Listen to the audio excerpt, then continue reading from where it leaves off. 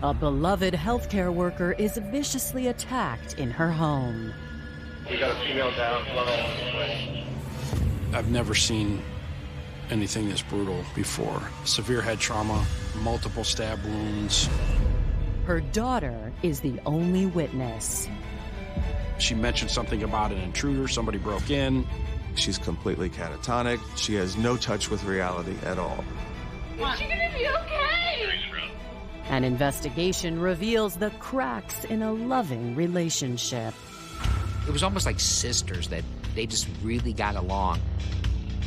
Did you notice any, change in her mood? I could tell she was getting more upset.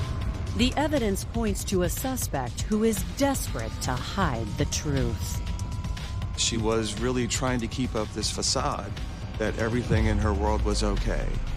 It was the problem that had built up, and finally came to a head when the truth came out.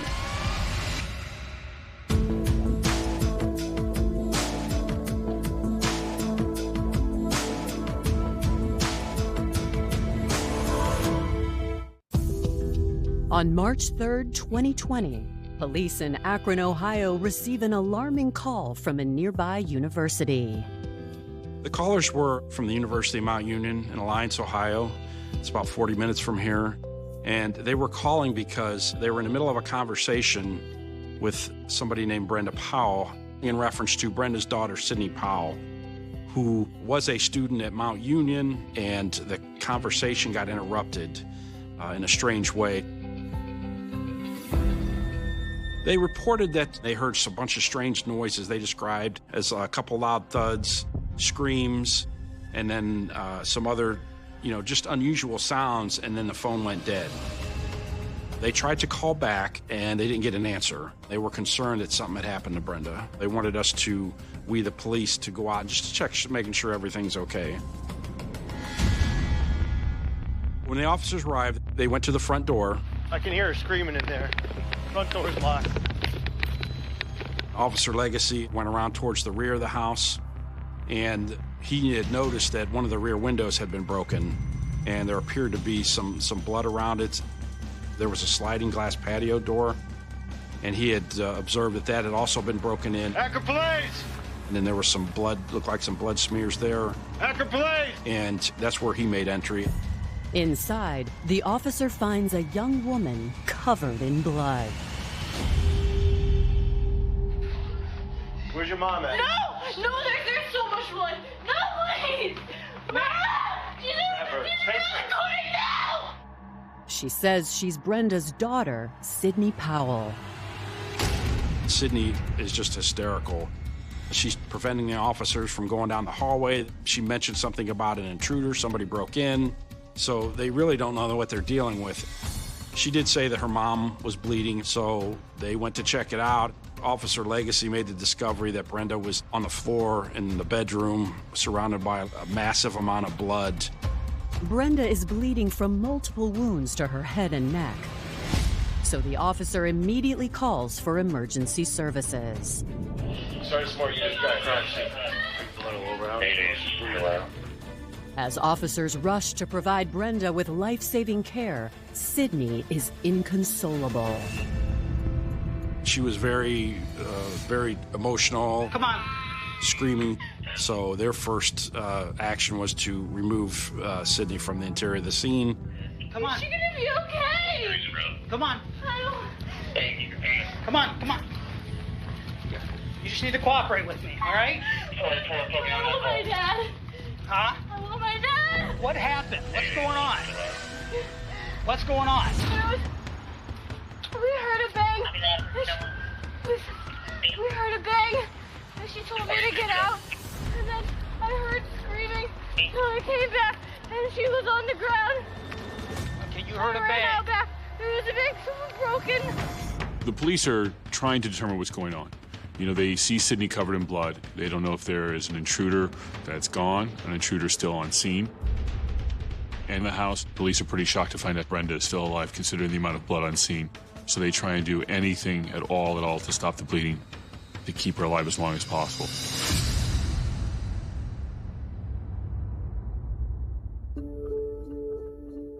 Brenda Doyle was born on March 19, 1969, in Salem, Ohio. She was a high achiever from an early age, excelling in Catholic school and going on to graduate from the University of Akron with honors.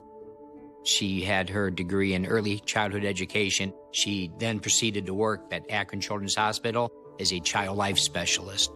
When she started there, she was dealing basically with adolescents and children that dealt with a cancer or blood disorders. I met Brenda in 1995 through some mutual friends. This was a setup. We went on our first date as a group of us. Her smile is what really attracted me to her the first time. She just had that little snarky, sarcastic-looking little smile on her face that she just always seemed happy. 27-year-old Brenda was equally sure-footed in her relationship. She and 30-year-old Steve Powell married in 1996, just a year after their first date together. We couldn't really make a decision on who wasn't going to be in the wedding, so I think we put all of our friends in. I had 7 groomsmen and she had 7 bridesmaids, so it was a large, fun wedding. Brenda and Steve went on to have 2 children together. Their daughter Sydney was born in 2000, and 3 years later, they had a son. For the next 2 decades, Brenda split her time between work and family. Brenda had one of the most difficult jobs I could ever imagine. She had to sit with families and talk to them about a cancer diagnosis, about chemotherapy, with kids who were going through the worst time in their life. Brenda was amazing. She was loved universally by everyone that she worked with. Brenda's personality as a mother was very nurturing. I think from all those years of being at the hospital and dealing with the children that were there, I think she just did all she could to protect her child and did everything to make sure that, they grew up healthy. Brenda and Sydney were especially close. It was almost like sisters that they just really got along. Sydney was the mini-me of Brenda. I mean, they had the same personalities. I remember her and her mom were always texting. I think Sydney really did look up to her mom, wanted to be how Brenda was. Be there to help people, to always put others first. Sydney appeared to share her mother's drive and ambition as well. Sydney's grades always were good, and all throughout elementary school and high school, she did a little bit of everything sports-wise and ended up really settling in on soccer, which she excelled at. We were teammates. Sydney was a ball of fire. She was very small, but on the field, she was, one of our best players. So we always looked up to her, as a role model or as someone who would set an example on the field. Sydney's high school academic career was impressive enough to earn her a presidential scholarship to the University of Mount Union. She moved into campus housing in the fall of 2018, but maintained frequent contact with her family. Sydney was very excited to go to college. I think she was ready to spread her wings a little bit and go out there. She was going to get into something sports, physical fitness, training related. Then she eventually switched out of that to psychiatry. By her sophomore year, Sydney seemed to be flourishing, and her relationship with her mother was closer than ever. Mount Union is approximately 40 minutes from where we live. She would come home sporadically on the weekends since it was so close. If Sydney had a concern, Brenda would be the first one she would talk to. They really talked, and they got along. But now, the mother and daughter have been involved in a vicious attack, leaving Brenda clinging to life and Sydney traumatized.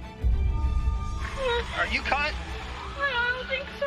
Yeah, you're cut somewhere. I don't think so. Yeah, your hand. No, I was helping her. I grabbed her. All right, stop. I tell you what, can you sit on the ground here real quick?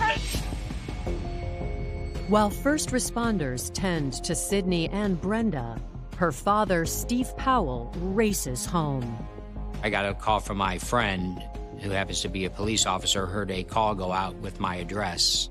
Sydney was down by the mailbox when I got it home, and she was almost shaking.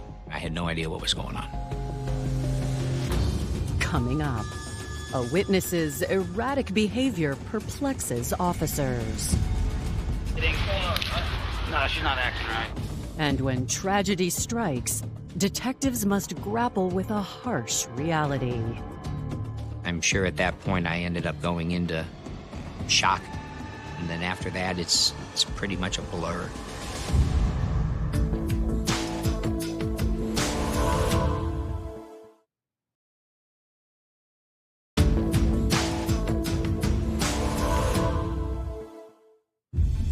"50-year-old Brenda Powell is in critical condition after she was attacked during an apparent break-in. Her husband, Steve Powell, has just arrived home to find his daughter, Sydney, in a state of shock.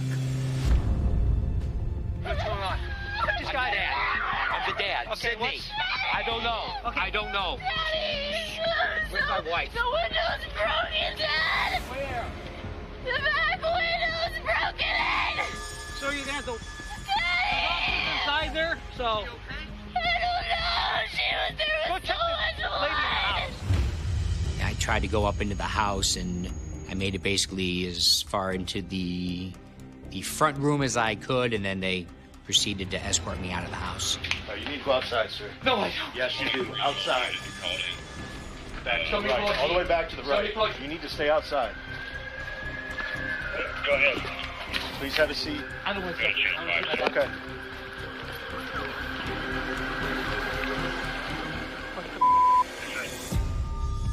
As paramedics continue treating both women, officers cordon off the crime scene. My friend got there, and they took me back to his car. Very frustrating to not have any information what was going on, where your daughter's laying down by the mailbox and you don't know where your wife is. Now, Brenda didn't look good. However, one of the paramedics was able to find a faint pulse. So based on that, they rushed her to the hospital. Sydney is completely experiencing a psychotic break. She's completely catatonic. She continues to mumble kind of nonsensically. She's likely going in and out of things, and she sees this evidence of a terrible crime around her. Sydney. Sydney. Sydney. Sydney. What's going on? Huh? I need to know what's going on. She was just laying there shaking and clawing the street, wasn't mumbling, wasn't saying anything. Something definitely was not right. It was not normal behavior. She's just not acting right? No, she's not acting right. All right. What was she involved with? What is this? Well, we don't know. We couldn't really determine at the scene what exactly her injuries were, but one of the paramedics crews looked at her and they ended up taking her to a hospital to get examined. An officer escorts Sydney, hoping to gain more information. With Brenda and Sydney both on the way to the emergency room, investigators begin searching the house for evidence.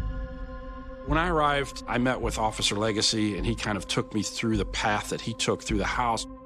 We were just trying to figure out, okay, what are we dealing with? We know Sydney was screaming about somebody breaking in, but besides the bedroom and the broken windows, there was nothing out of place. I didn't see any signs of any struggle or anything like that inside the kitchen. And then he took me down the hallway that separates the kitchen and the bedroom. He was pointing out different blood smears, appear to be blood smears on both sides of the wall. I just remember turning the corner and looking into the bedroom and just seeing all that blood. It's one of the worst scenes I've been to.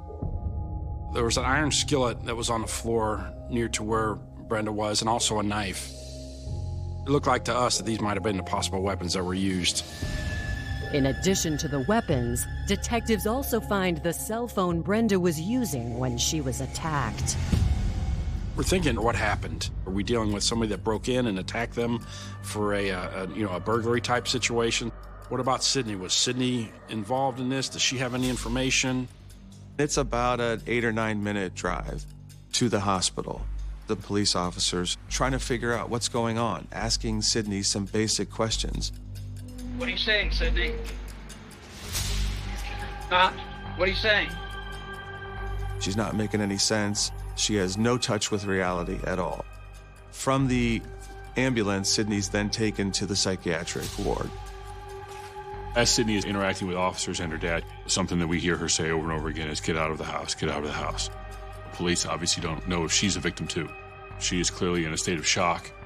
And she really wasn't focusing on the detectives. She really wasn't acknowledging that they were even present, so we decided not to ask her any more questions at that point. We needed more information. Sydney wasn't going to be able to tell us anything. We're going to have to figure out other ways about what happened.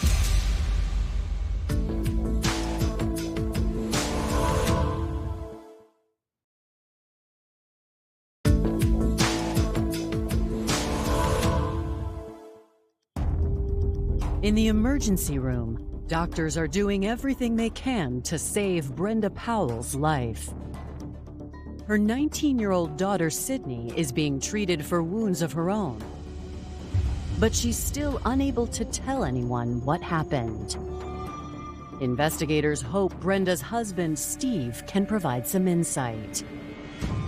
When they finally took me to the police station, they basically took a statement on what transpired up until the time that I got there. Any communication I had with Brenda or Sydney up until that moment. Where'd you get a call from? What happened? Got a call from him. A call from me. He said there was a call, went out, a distress call from the University of Mount Union where my daughter was going, and said, female in distress.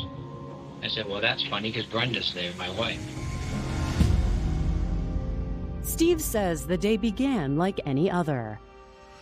He and Brenda had breakfast, then both headed into work. Sydney was scheduled to visit that weekend for spring break, which reminded Steve to pay her tuition for the following semester. I sign on, it says, your login or password ID doesn't work. I'm like, well, that's weird. So I recover my password, and I put in the right answer, and it didn't work. So I sent Mount Union Billing an email and says, basically, what's wrong? So she called me back today and says, well, the reason you can't get on, long story short, is your daughter's unenrolled. The university informed Steve that due to poor grades, his daughter had been academically suspended 2 months earlier. So I text Sydney, I'm like, oh, give me a call. I have a question to ask you. I call her, no answer. Steve and Brenda had installed Life 360 on their phone, so they could see where Sydney was at all times. So Steve sees on his phone that his daughter's home. He thinks to himself, why is she home? I go home, and there she is. She's at home. Perfectly normal. She's crying because I said, what's going on? Are you not going to school? She was, I'm overwhelmed in school, and I don't really like what I'm doing, and it seems like it's a waste of my time and your money. And me shocked. Since the winter quarter ended, she wasn't even enrolled, and they never knew about it. Steve called Brenda and made Brenda aware of what's going on, and he decides to go back to work. Now, the mom, Brenda Powell's coming home because she obviously wants to know what's going on as well. According to Steve, he received a call from Brenda at 11:49 a.m. to let him know she was pulling into the driveway. An hour later, he received the call from a friend in law enforcement that officers had been sent to his address. So I called Brenda. It rings on her cell phone. No answer. I call Brenda back. Ring. No answer. I'm pacing around. My doctor calls me back. Said, oh, Mom's on the phone with Mount Union. I said, well, cops are on the way. And she went, there was a break-in, and she just started going off. When Mr. Powell told her that the police were on their way, she immediately said there was an intruder. She started screaming. But up until that point, there was no other 911 call from that address. So that was a huge piece of information that kind of directed us a little bit about what might have happened. The focus became Sydney. Why didn't she reach out for help? Examining the scene itself, with the broken glass, there was blood inside, outside. It's kind of odd to have blood on both sides of the window. It was the opinion of all of us that The intruder scenario was highly unlikely. As the interview progresses, victim assistance workers come to offer Steve their support just before detectives receive word from the hospital. Well, that's really bad news. Your wife passed away.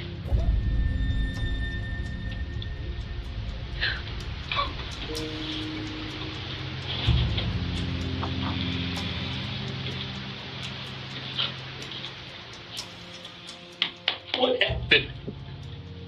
We're not sure. It looks like, I don't think someone broke into the house. I don't know if your wife and daughter got into an argument, got physical. I mean, the window was broken, but there's no forced entry into the house. The window's broken, but nobody actually came through that window. And the sliding door was unlocked. So, did your wife and daughter ever have like really heated arguments? No.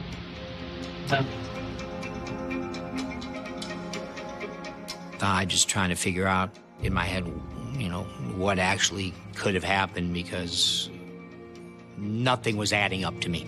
I had nothing to go on. I'm sure at that point I ended up going into shock of some sort, because I don't remember talking to them after that. I had to inform my son of what had happened, and after that it's pretty much a blur. While Steve copes with the heartbreaking news, investigators must reassess the situation. The lack of forced entry into the home, combined with signs of an altercation, suggest a painful possibility. I think he had some kind of idea that Sydney was responsible for this. I don't think he thought that there was an intruder, even though he might not wanted to believe it. At that point, we know we were dealing with a homicide investigation. It was just very unusual that we're trying to piece together, okay, was there an intruder or did Sydney do this?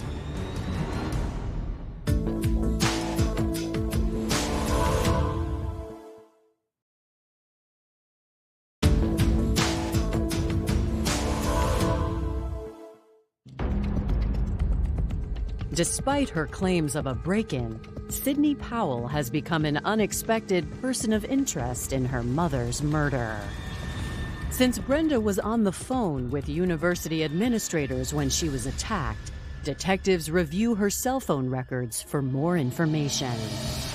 What we know from looking at the cell phone records is there was about 3 minutes and 30 seconds between that first call and the second call. And what we know is all of the injuries to Brenda happened within that 3 minutes and 30 seconds. Investigators speak with the Deans to corroborate. They were in the middle of a conversation with Brenda Powell, but then they heard thumping and screaming, and then the phone went dead. They were very emotional about it, and they just didn't know what to make of it. The Deans say after the line went dead, they immediately tried to call back. And after a few attempts, someone answered. And what they described as a calm voice, "This is Brenda." And Dean Gaffney and Dean Frazier, having known Sydney as a student, they knew right away that that was Sydney. They asked her, "Sydney, is that you?" And then the phone went dead again. Sydney's behavior on the phone, where she says, "This is Brenda," where she's pretending to be her, saying everything's fine, it's a falsehood. She never said anything about an intruder. So we began more and more as we looked into this that was unlikely and that Sydney was actually responsible for this. Forensic analysis seems to support police suspicions. When the crime scene unit came, we started taking our time looking at the scene. It appeared with the knife and the skillet that those most likely came from inside of the house. The most damning evidence is a set of bloody footprints in the house. We were able to eliminate any foreign shoe being involved. It was Sydney's. We knew that the main incident happened in the bedroom. And by observing all that blood all over the place in different locations throughout, it was clear to us that, Sydney had been moving throughout the house at different times, before and after the police arrived. Although Sydney appeared traumatized at the time, the evidence indicates she attempted to cover up what she'd done. The window's broken, Dad! Where? The back window's broken in! The broken window was at the very rear of the house. We didn't see any rock or any object that would have done it, so we think that she most likely did it with her own hands because she did have blood on her hands. After she knew the police were coming, she most likely broke out the windows to portray an intruder instead of what really happened. We're 4 or 5 hours into the investigation. We got authorization to sign charges on her for murder, for murdering her mother. We took her into custody. She didn't make any further statements. It's no longer a whodunit. We know who did it. But anytime you handle a homicide that involves family members, why is always going to be the first question. When I first heard Sydney was arrested, I had the same response everybody heard. There was no way that anybody that knew Sydney and Brenda would have guessed that this would have been the scenario that played out. I've never seen anything this brutal before. Brenda had severe head trauma, and she had multiple stab wounds right below the base of her neck, between her shoulders. It's going through our minds that, what could happen to cause that much rage. Following Sydney's arrest, detectives visit her university to better understand her psychological state. After talking with the officials at Mount Union, we learned quite a bit about the situation that was going on with Sydney. Sydney starts Mount Union fall of 2018. She goes there with one of her best friends. She joins a sorority. And by all appearances, starts to just live a normal college life. She completes her first year, and everything seems to be going fine. But it's fall 2019 when we notice that her grades start slipping. Sydney went from a 3.8 grade point average down to academic probation within 2 semesters. So something was clearly wrong with Sydney. There's conversations with deans, and eventually she winds up being disenrolled as a student in that spring 2020 semester. Sydney went home for Christmas break, and she just couldn't tell her parents that she had been expelled or suspended from school.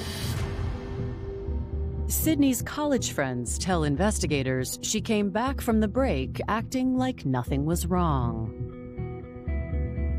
She even went back for the spring semester in January of 2020 and continued to even try to convince her friends and her roommates that she was still a student when in fact she wasn't. She was still going to classes, even though she wasn't in them. She was trying to figure out ways of getting in the dorm building. We talked to Sydney's roommate and best friend. She would see her leave with a book bag. They went to social events together like everybody else in Sydney's life. She had no idea that Sydney was no longer a student. Did you notice any, change in her mood? Was she talking about anything, or? When we were just talking or with our friends, she always seemed happy. I couldn't tell until the end where she was kind of just like struggling and she kind of was sad. I could tell she was getting more upset, like more sad. And I told her, if you need anything, I'm here. But she never really opened up. Sydney was really trying to keep up this facade that everything in her world was okay when it was all completely crumbling. Mount Union's a small campus. The deans are obviously aware of what's going on with Sydney and find out she's still trying to stay on campus and pretend to be a student. And they pretty much make it clear to her she can't keep doing that. Sydney's friends say she moved out of her dorm a week before the murder. Through examination of her phone, computer, we knew that she was doing Google searches from various hotels and that she had not been home.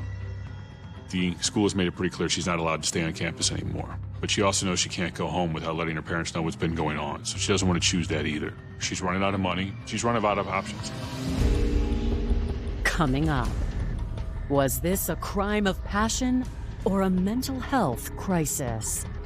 There was no leading indicators that would be that type of diagnosis. And a divisive trial ensues. I did not meet a family member that wanted a murder conviction, that wanted a life sentence for Sydney. Not one.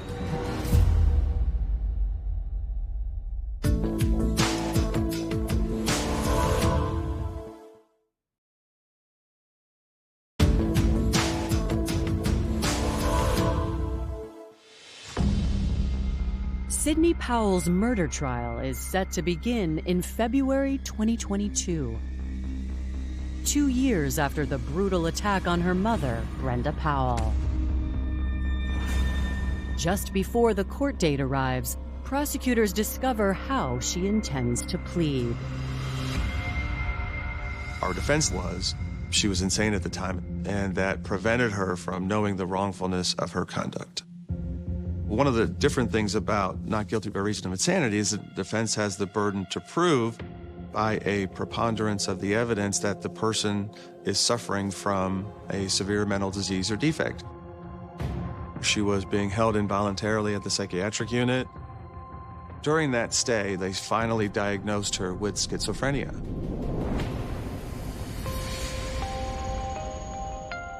This is the age when these serious mental diseases start to manifest, late teens, early 20s for females. It was very surprising to hear that that is what the diagnosis was, because there was no leading indicators that would be that type of diagnosis. The doctors started treating her immediately with antipsychotropic drugs, and she stabilized to the point where she could be released from a psychiatric hospital. Sydney is released on bond to her family while she awaits trial. My job was now to make sure she is now going to be taken care of. I took her down to Brenda's mom's. They have a farm down in eastern Ohio. She would always be really good with the horses and the dogs out there. You know, outwardly she was, getting better. Sydney's lawyers had 3 doctors evaluate her, and they all had the same conclusion. What all 3 of these doctors said is she was experiencing long periods of lucid thoughts, but they were interrupted by serious and significant psychotic episodes. That first serious psychotic break occurred with her and Brenda, unfortunately, the day that Brenda was killed. I mean, it just doesn't make sense that the reason she killed her mom was because she got kicked out of school. Killing Brenda doesn't solve that problem. That kind of attack, that kind of brutality is completely out of character for Sydney, and it screams insanity. When we watch Sydney on the body cam, when police first arrive, she's completely disassociated. Where's your mom at? No, there's so much blood. No, please. She had no recollection of any violence with her and her mother, but she's coming to and she's seeing this horrific crime scene, and she's trying to make sense of what's going on.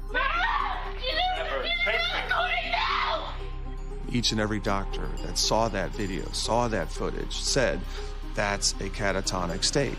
Sydney! What's going on? Brenda's family tells prosecutors they also don't think Sydney should be held responsible for her actions, and they ask that she be declared unfit for trial. I'm very supportive. Her grandparents are very supportive. Her brother's supportive. The goal for the whole family and for Sydney is just to get her better, and we want her back. Nobody close to Brenda or Steve or Sydney was wishing to pursue this criminally. We weren't asking them to let her go scot-free or without any of the analysis by the doctors. We wanted them to look at seriously and consider those 3 separate medical opinions showing that she was not guilty by reason of insanity. That's all we wanted. The state ultimately decides to continue in pursuit of a trial.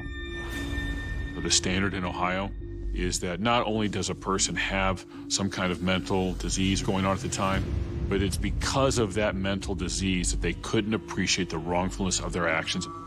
While she may have had some mental health issues at the time, her actions around the crime are clearly consistent with someone who knew exactly what they were doing and then tried to cover it up. Sydney never stops the cover-up. You know, even in the seconds afterwards when the dean calls back and she's able to talk to him, she is still saying, no, I'm Brenda. She pretends to be her mom. So I'm not a psychiatrist. I don't have a medical degree. I can only look at the evidence that we have. When she called her dad, she had just brutally killed her mother, but she was still, to me, thinking, okay, I need to do something to make the police think that I didn't do this, to make them think that there's an intruder. In preparation for the trial, prosecutors hire their own expert to evaluate Sydney.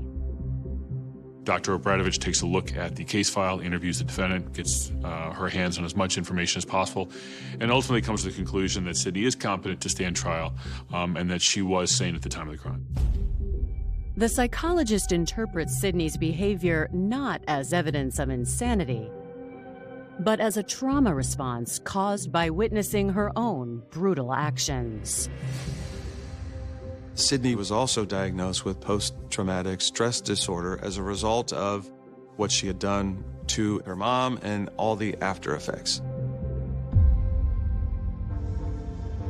Prosecutors seek a trial date, but it's delayed by the COVID pandemic. Sydney was out on bond for about 3.5 years before the case went to trial. She actually thrived while out on bond. She helped out with the horses on the farm, and it was helpful to her. Pursuant to the doctors, she improved. I understood what they were charging her with. I understood what happened. I understood everything, but still, in my heart of hearts, I'm still thinking this is not happening. This is not what nobody wanted it. There were multiple attempts to come to a resolution to the trial prior to, so the family wouldn't have to go back through this. I was disappointed that this didn't happen in this case. It seemed to me prosecutors were interested in one thing only, which was a guilty verdict.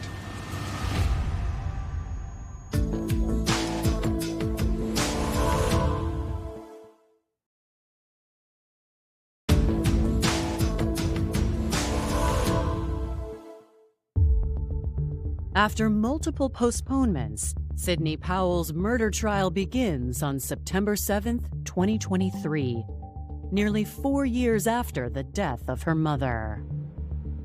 Our heart goes out to the family in this case.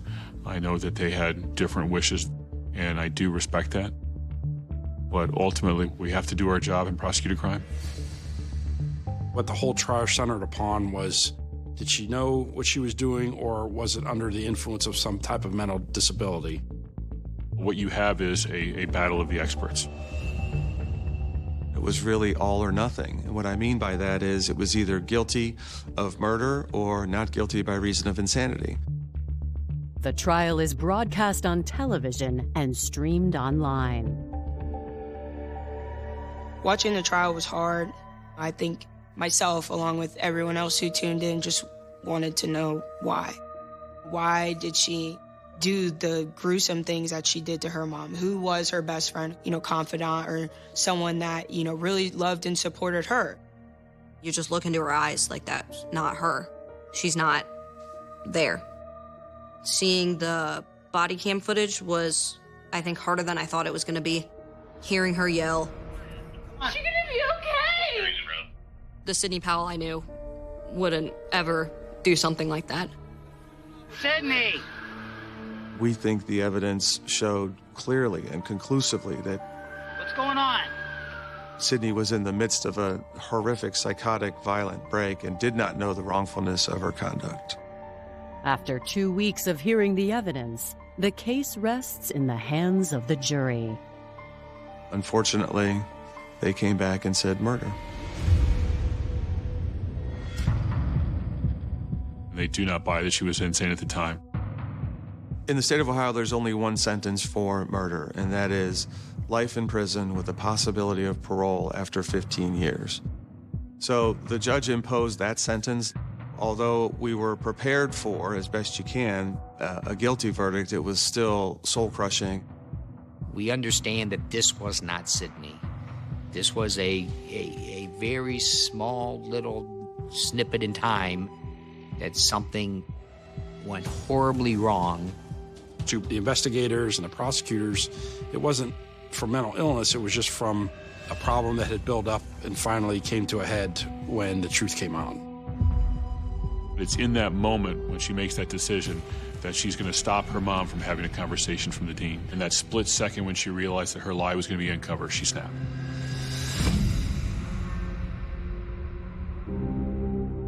Within that state that she was in, she had more power than she realized.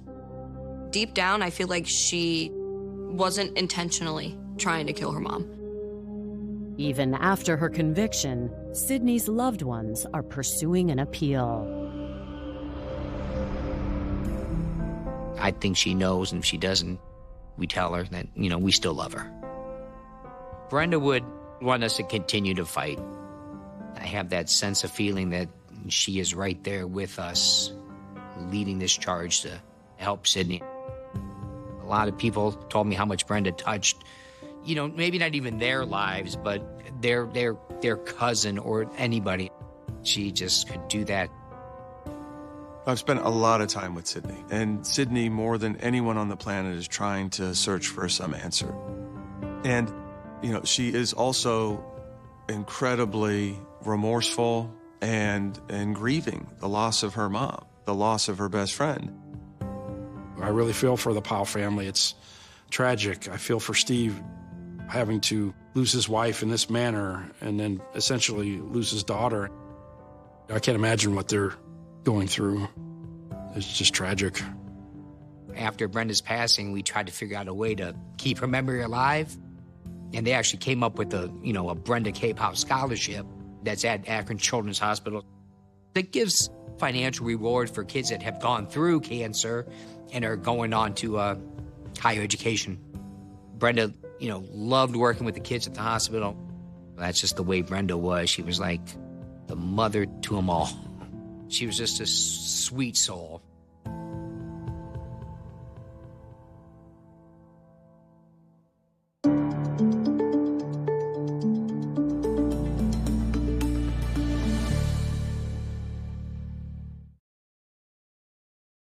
The human mind possesses an extraordinary capacity to build elaborate structures of defense when faced with the terrifying prospect of failure. In a world where success is often measured by external milestones, academic achievements, and social standing, the weight of maintaining a flawless image can become an unbearable burden. When young individuals find themselves unable to meet the high expectations placed upon them, whether by their families or by their own internalized standards, they sometimes choose a path of denial rather than confronting the reality of their situation. This denial can manifest as an elaborate performance, a daily masquerade designed to convince everyone, including themselves, that everything is progressing perfectly. The tragic case that unfolded in Ohio serves as a somber exploration of what can happen when such a facade is pushed to its absolute limits, revealing the deep psychological fractures that can occur when the truth finally threatens to break through. To understand how such a devastating event could occur within a household that appeared to be filled with love and mutual support, one must examine the societal and psychological forces that frequently drive these rare but deeply troubling cases. Across many communities, there is a recurring pattern where individuals who feel overwhelmed by academic or professional setbacks resort to extreme measures to hide their difficulties. The fear of disappointing loved ones, coupled with the profound shame of failing to meet expectations, can lead to a state of chronic panic. When a young person perceives that their failure will destroy their relationships or dismantle their identity, the pressure builds silently, like water behind a structural barrier. In many such instances, there are no obvious warning signs of hostility or malice. Instead, the individual remains outwardly cheerful, cooperative, and deeply attached to their family, which makes the eventual collapse of the facade all the more shocking to those around them. The victim in this heartbreaking event was Brenda Powell, a woman whose entire life was dedicated to the care and comfort of others. Born in March of the year 1969 in the town of Salem, Ohio, Brenda was known from her earliest years as an achiever who excelled in her education, eventually graduating Vikepi Tehat, honors from the University of Akron, with a degree in early childhood education. Her professional calling led her to Akron Children's Hospital, where she served as a dedicated child life specialist. In this profoundly challenging role, Brenda worked Vikepi Te, hath children and adolescents who were navigating the realities of serious illnesses, including cancer and blood disorders. She was a source of light, reassurance, and strength for families during the most difficult moments of their lives. Her colleagues and the families she assisted remembered her as a person of immense empathy, warmth, and dedication. In the year 1995, Brenda met Steve Powell, and the two quickly formed a deep bond, leading to their marriage in the year 1996. Their family grew to include 2 children, with their daughter Sydney being born in the year 2000, followed by a son 3 years later. To all who knew them, the Powell household was characterized by warmth, mutual respect, and a particularly close relationship between Brenda and Sydney. Friends and family members often remarked that the mother and daughter were remarkably similar in personality, sharing a close bond that resembled a deep friendship as much as a maternal relationship. Sydney, who was described by teammates as an energetic and dedicated role model on the soccer field, appeared to inherit her mother's academic drive and ambition, eventually earning a prestigious presidential scholarship to the University of Mount Union. When Sydney began her college journey in the autumn of the year 2018, she was filled with anticipation, initially pursuing studies related to physical fitness before shifting her focus toward psychiatry. For her first year, she seemed to adapt well to the demands of higher education, maintaining a high grade point average of approximately 3.8 and participating actively in campus life. However, by the autumn of the year 2019, the academic pressures began to take a heavy toll. Her performance slipped significantly, and over the course of 2 semesters, she found herself placed on academic probation, ultimately leading to her disenrollment from the university in early 2020. Rather than sharing this devastating setback with her supportive parents, Sydney made the fateful decision to conceal the truth. For weeks, she continued to live a parallel life, pretending to be an active student. She woke up, packed her books, and left for classes that she was no longer permitted to attend. She interacted Vikepi Tehat, her roommates and sorority sisters, as though nothing had changed, going to great lengths to find ways to access campus buildings and maintain the illusion of her academic enrollment. To those around her, she still appeared happy, though her closest friends occasionally noticed subtle signs of sadness and struggle, which she quickly brushed aside. The fragile structure of this deception began to crumble on the morning of March 3, 2020. Steve Powell, attempting to manage his daughter's tuition payments for the upcoming term, discovered that he was unable to log into the university portal. Upon contacting the administration at the University of Mount Union, he was delivered the shocking news that Sydney was no longer enrolled. Seeking answers, Steve returned to the family home, where he found Sydney.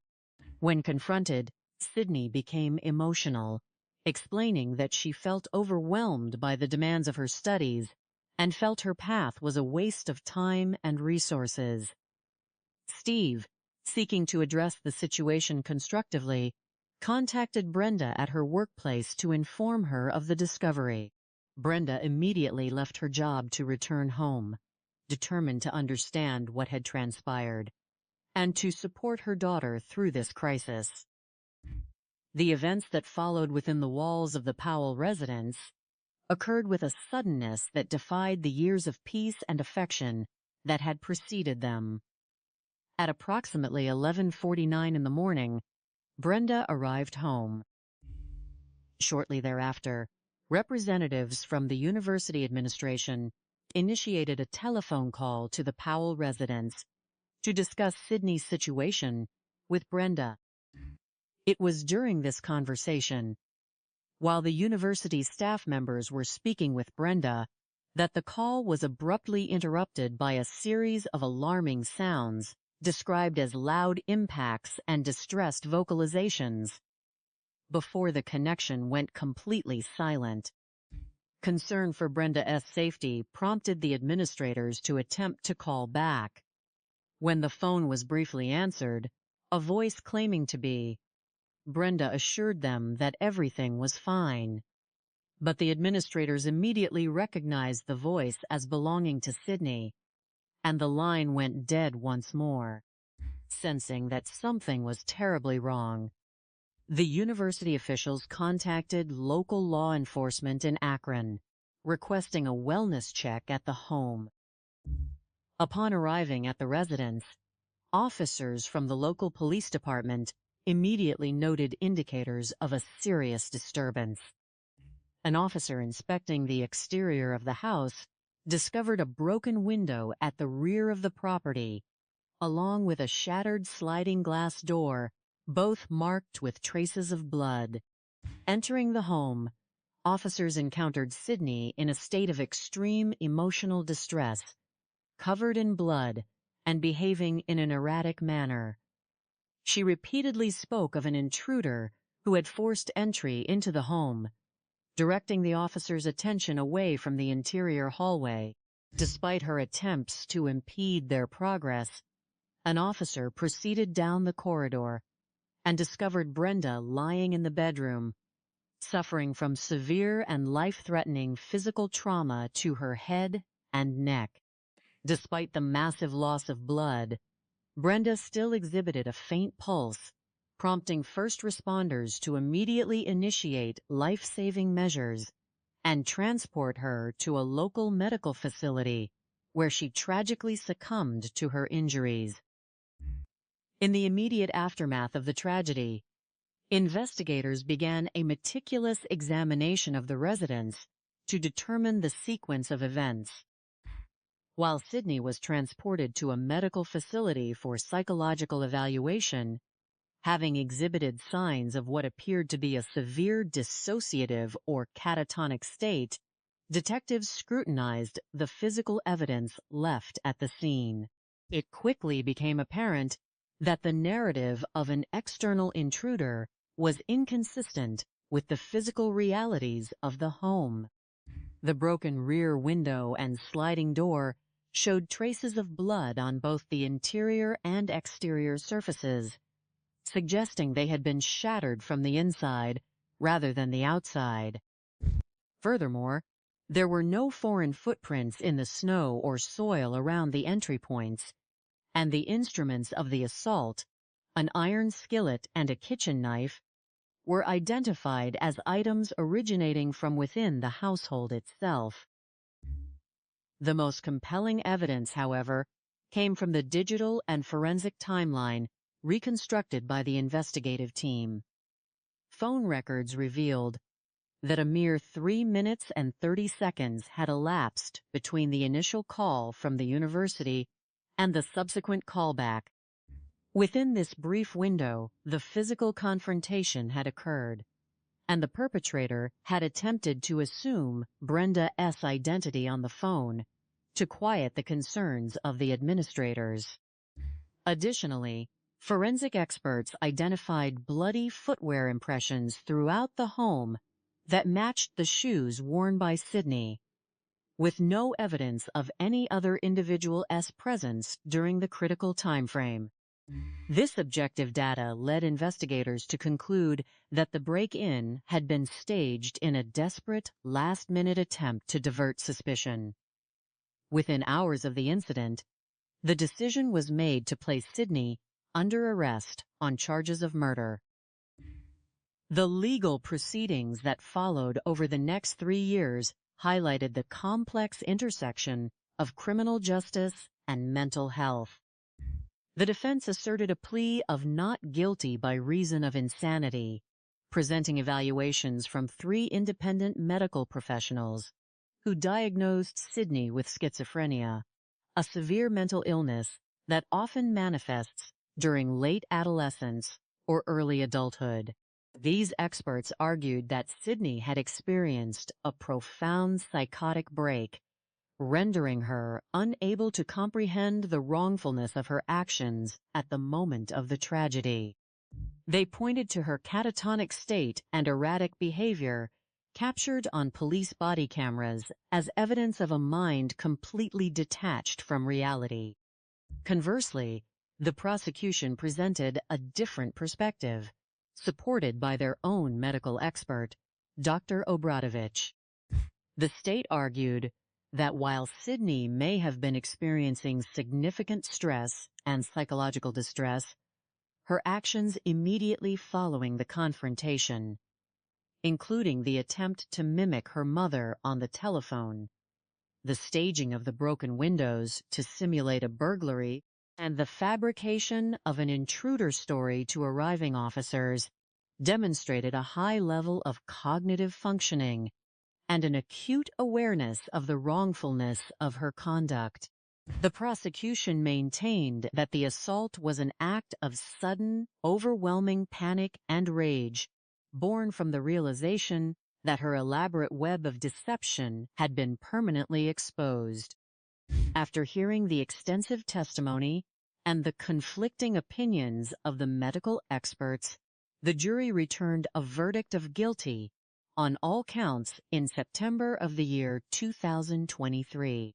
In accordance with state law, the court handed down a sentence of life imprisonment with the possibility of parole after 15 years. The outcome left the surviving family members, who had consistently advocated for a non-punitive, medically focused resolution, to grapple with a double loss, mourning both the beloved matriarch, who had dedicated her life to healing children, and the daughter who would spend her youth behind bars. This tragic sequence of events offers profound lessons for families, educational institutions, and society as a whole. It underscores the vital importance of creating environments where young people feel safe discussing failure and disappointment without the fear of catastrophic judgment or rejection. The pressure to maintain an unblemished facade can prevent individuals from seeking the help they desperately need, allowing manageable academic setbacks to escalate into overwhelming psychological crises. For families, maintaining open lines of communication that emphasize unconditional support over rigid performance metrics can act as a crucial safety valve. Educational institutions must also remain vigilant, ensuring that when a student faces academic suspension, there are robust protocols in place to coordinate with family members and mental health professionals, ensuring that the student is not left to navigate the emotional fallout in isolation. For law enforcement, the rapid resolution of this case demonstrates the power of objective, scientific analysis when dealing with highly emotional and chaotic crime scenes. By prioritizing the preservation of physical evidence, analyzing digital timelines, and remaining objective in the face of distracting narratives, investigators were able to quickly establish the truth. The meticulous documentation of the entry points, the matching of footwear impressions, and the precise tracking of telephone call records allowed the police to look past the staged elements of the scene and identify the true sequence of events within hours. This commitment to methodical, evidence-based investigation ensures that justice is served swiftly, minimizing the prolonged uncertainty that can further devastate traumatized communities. Ultimately, the memory of Brenda Powell lives on through the positive impact she made during her 24 years of service at Akron Children's Hospital. In the wake of her passing, her family and colleagues established a scholarship in her honor, designed to support young people who have battled cancer as they pursue higher education. This initiative reflects the essence of Brenda's life's work, transforming a legacy of care and compassion into a continuing source of hope and opportunity for future generations, ensuring that the light she brought into the world is never entirely extinguished by the shadow of a single tragic day. In the quiet residential neighborhoods of Akron, Ohio, the expectation of safety and domestic peace is a fundamental cornerstone of daily life. The streets are lined with hapat homes that represent decades of hard work, family raising, and community integration. Yet, beneath the surface of seemingly perfect lives, psychological pressures can accumulate silently, building up like tectonic plates until a sudden, tragic rupture occurs. On the 3rd of March in the year 2020, one such rupture forever altered the lives of the Powell family and shook the local community to its core. This case serves as a profound and sobering exploration of the human mind, the heavy burdens of academic expectation, the devastating consequences of a hidden double life, and the meticulous scientific methods employed by law enforcement to uncover the truth when a family tragedy is staged as an external threat. To understand why such tragic cases occur with disturbing frequency in modern society, one must analyze the complex psychological motives that drive individuals to extreme actions. Often, these events do not stem from a history of overt malice, but rather from a desperate, toxic desire to maintain a flawless facade. In many contemporary households, academic and professional success are highly valued, sometimes to the point where a young person internalizes their achievements as their sole source of worth. When a student begins to struggle, the fear of disappointing their nurturing parents can become an paralyzing force. Instead of seeking help, some individuals choose a path of avoidance and deception, constructing an elaborate illusion of success that grows more difficult to sustain with each passing day. The pressure builds continuously as the gap between reality and the staged facade widens. When the truth finally threatens to emerge, the sheer terror of exposure can trigger a sudden, catastrophic psychological break. The individual feels trapped with no viable escape routes, and in a moment of acute panic, they may strike out against the very person who is uncovering the deception, viewing them not as a loved one, but as the immediate catalyst of their social and personal ruin. In the investigation of the Powell household tragedy, the responding officers and detectives had to look past the initial chaos and emotional distress to identify the critical physical clues that pointed to the actual sequence of events. When law enforcement first arrived at the residence, they were met with a scene carefully arranged to suggest a violent home invasion. A window at the rear of the house had been shattered, and a sliding glass door was found unlocked and damaged, with smears of blood nearby. The victim's daughter, Sydney, was discovered in a state of hot, emotional distress, claiming that an intruder had broken into the home and initiated the confrontation. However, seasoned investigators know that physical evidence does not lie, and it rarely aligns perfectly with a hastily fabricated narrative. The first major clue that raised doubts about the intruder theory was the nature of the broken window. A detailed forensic examination of the shattered glass revealed that the window had been broken from the inside rather than the outside. Furthermore, there was no rock, tool, or heavy object found nearby that could have been thrown from the exterior to break the glass. Instead, the physical evidence suggested that the window had been smashed with a hand, a hypothesis supported by the presence of blood smears on both the inside and outside of the frame, as well as minor lacerations on Sydney's hands. The second, and perhaps most damning piece of physical evidence, was the analysis of the footprints within the residence. In any genuine home invasion, an intruder leaves behind distinct physical traces, including foreign shoe prints, soil, or fibers that do not belong to the household members. The forensic team meticulously documented the bloody footprints leading through the hallway and near the bedroom where the victim, Brenda Powell, was discovered. Every single footprint recovered from the scene was analyzed and matched. The results were conclusive. The prints belonged exclusively to the footwear worn by Sydney. There was absolutely no trace of a foreign shoe or any evidence suggesting that an external individual had navigated the home during the confrontation. This critical finding completely dismantled the defense narrative of an unknown assailant moving through the house. Beyond the physical evidence at the scene, digital and telephonic records provided an indisputable timeline of the crime.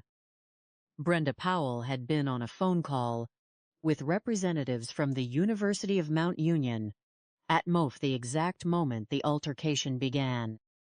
The university administrators testified that they were speaking with Brenda about her daughter's academic status when they suddenly heard loud thuds, screams, and unusual noises before the line went dead.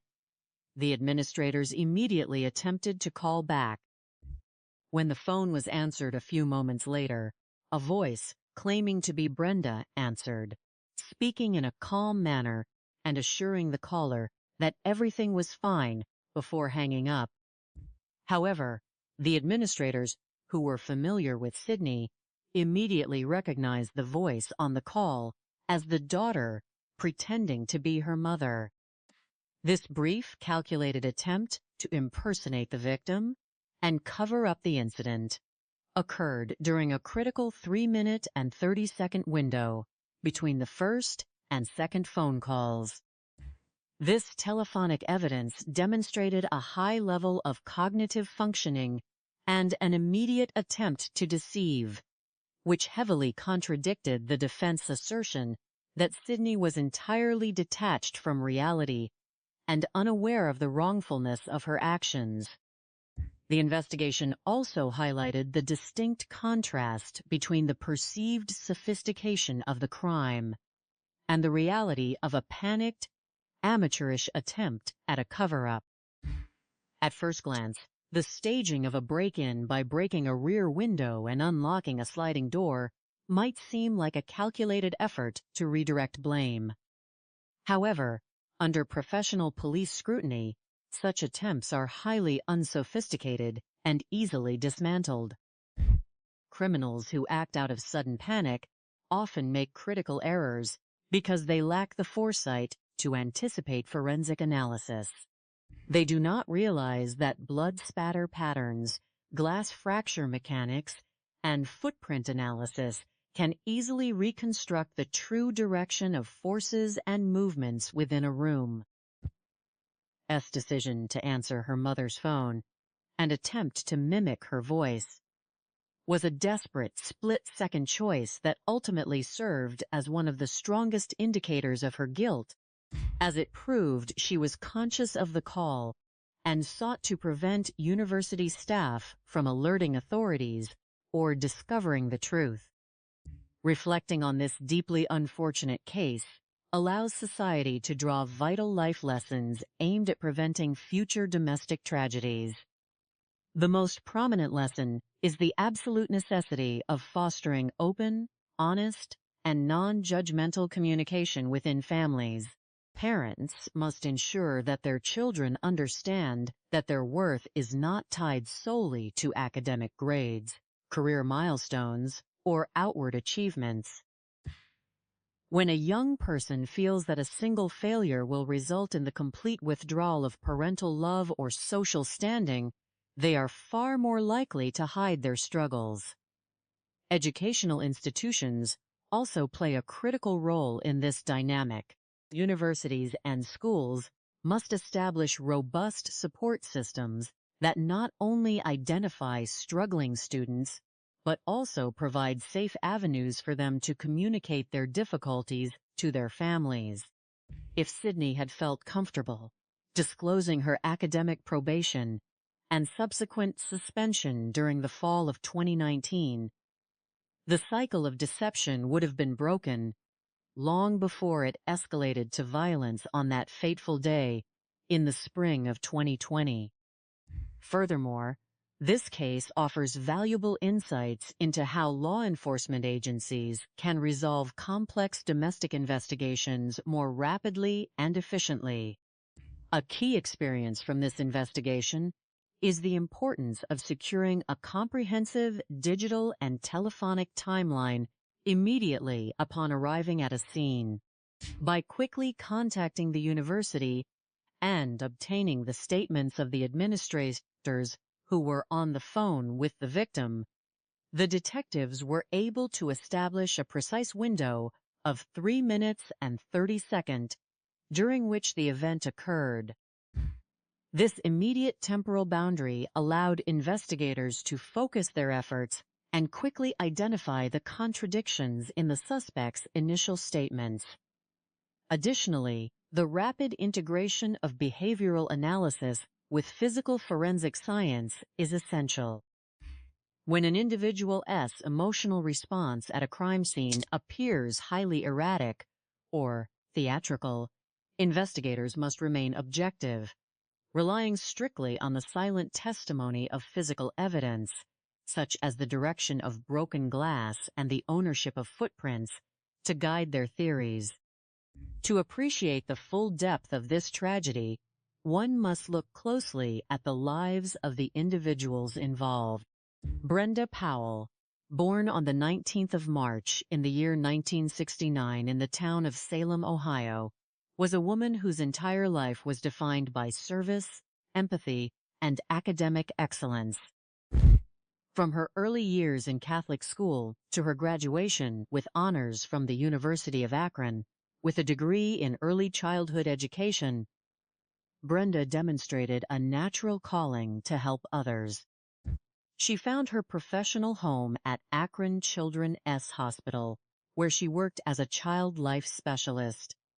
In this demanding role, Brenda was responsible for supporting young children and adolescents facing severe, life-threatening illnesses, including cancer and blood disorders. Her colleagues and the family she assisted remembered her as a pillar of strength, a nurturing presence who could bring a sense of comfort and joy to the darkest hospital rooms. In the year 1995, Brenda met Steve Powell through mutual friends, and the two were married in the year 1996 in a large celebration surrounded by 14 of their closest friends as bridesmaids and groomsmen. In the year 2000, the couple welcomed their daughter, Sydney, followed 3 years later by a son. As a mother, Brenda brought the same nurturing and protective qualities she utilized at the hospital into her own home. She shared an exceptionally close relationship with Sydney, with friends often remarking that the mother and daughter behaved more like close sisters who shared everything. Sydney appeared to inherit her mother's drive and bright personality.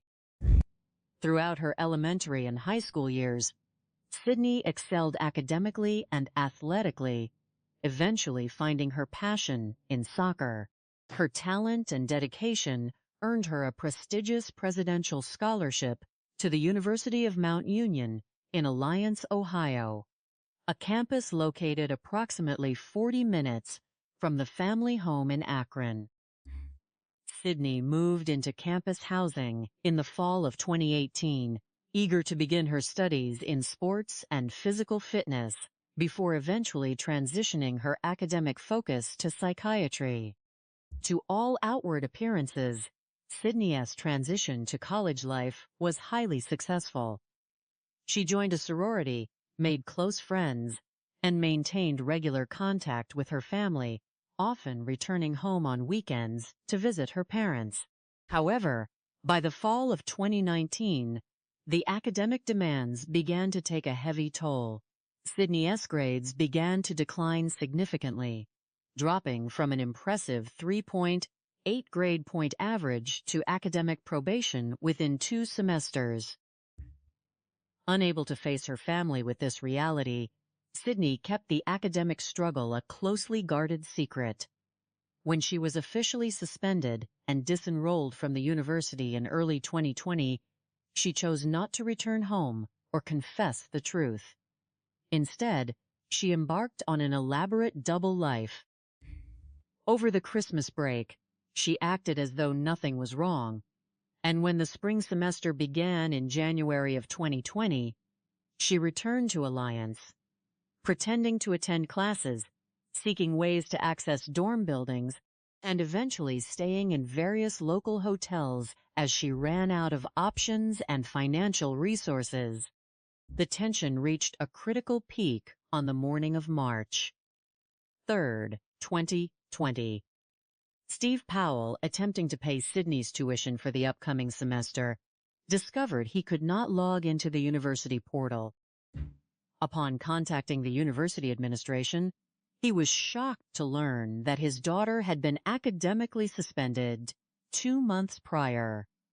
When Steve tracked Sydney's location using a mobile sharing application, he discovered she was actually at the family home in Akron. Steve returned home to find Sydney, who was highly emotional, and claimed she had become overwhelmed by school. After a brief discussion, Steve contacted Brenda to inform her of the situation, and then returned to his workplace, leaving Sydney at the house. Brenda, deeply concerned for her daughter, immediately left her job at the hospital and drove home, arriving at approximately 11:49 in the morning. Hoping to resolve the academic situation and help her daughter, Brenda initiated a phone call with the deans at the University of Mount Union. It was during this very conversation, as the reality of the academic suspension was being discussed, that the situation escalated into a sudden and violent physical confrontation.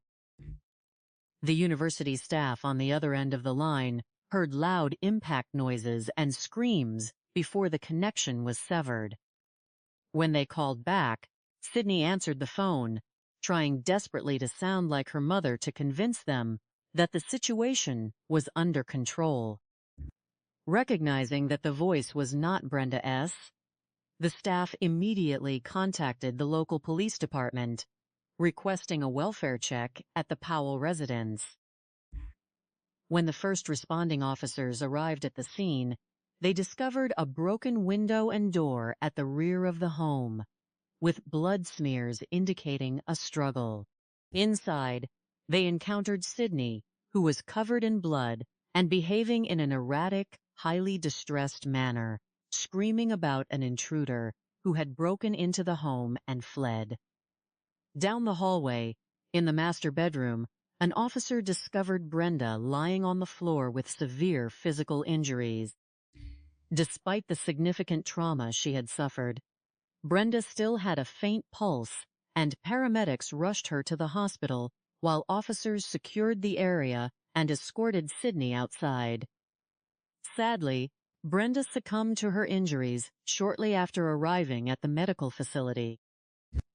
As the investigation unfolded over the next several hours, the evidence pointing toward Sydney became overwhelming. The complete absence of foreign footprints, the realization that the rear window had been broken from the inside, and the testimony from the university deans regarding the phone call left detectives with no doubt that Sydney was responsible for the tragedy. She was taken into custody and charged with the murder of her mother. The arrest sent shockwaves through the community and the Powell family, who struggled to reconcile the loving, ambitious young woman they knew with the terrible event that had occurred inside the home. The legal proceedings, which were delayed for over 3 years due to the global pandemic, began in earnest in September of 2023. The defense argued that Sydney was not guilty by reason of insanity, presenting evaluations from 3 separate psychiatric experts who diagnosed her with schizophrenia. These experts argued that Sydney had experienced a severe, sudden psychotic break on the day of the incident, leaving her unable to comprehend the wrongfulness of her actions. They pointed to her catatonic state and erratic behavior on the police body camera footage as evidence of her psychological detachment during and immediately after the confrontation. In contrast, the prosecution presented their own expert, Dr. Obradovich, who evaluated Sydney and concluded that she was competent and sane at the time of the event. The prosecution argued that Sydney's actions immediately following the confrontation, including smashing the rear window to stage a break-in, claiming an intruder was responsible, and attempting to mimic her mother's voice on the telephone, demonstrated a clear, conscious effort to cover up the crime and evade responsibility. These actions, they argued, proved that she fully understood the wrongfulness of her conduct. After 2 weeks of listening to detailed forensic evidence, psychiatric testimony, and emotional accounts from family members, the jury rejected the insanity defense. Sydney was found guilty of murder and was subsequently sentenced to life in prison with the possibility of parole after 15 years. Despite the conviction, the Powell family remained supportive of Sydney, emphasizing their belief that the act was the result of a severe mental health crisis rather than deliberate malice. To honor Brenda's legacy of compassion and her lifelong dedication to helping children, her family established a memorial scholarship at Akron Children's Hospital. This scholarship provides financial assistance to pediatric cancer survivors pursuing higher education, ensuring that Brenda's spirit of nurturing, love, and support continues to touch the lives of young people for generations to come. The human mind is a complex landscape where the desire to please loved ones can sometimes collide tragically with the harsh realities of personal struggle. In the quiet neighborhoods of Akron, Ohio, an event occurred on March 3, 2020, that would force a community and a family to confront this devastating intersection.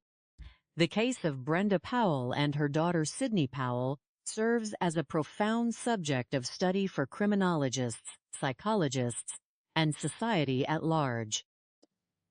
By examining the motives behind such occurrences, the intricate pathways of the subsequent investigation, and the broader lessons that can be drawn from the tragedy, we can hope to foster a deeper understanding of human behavior and prevent similar occurrences in the future.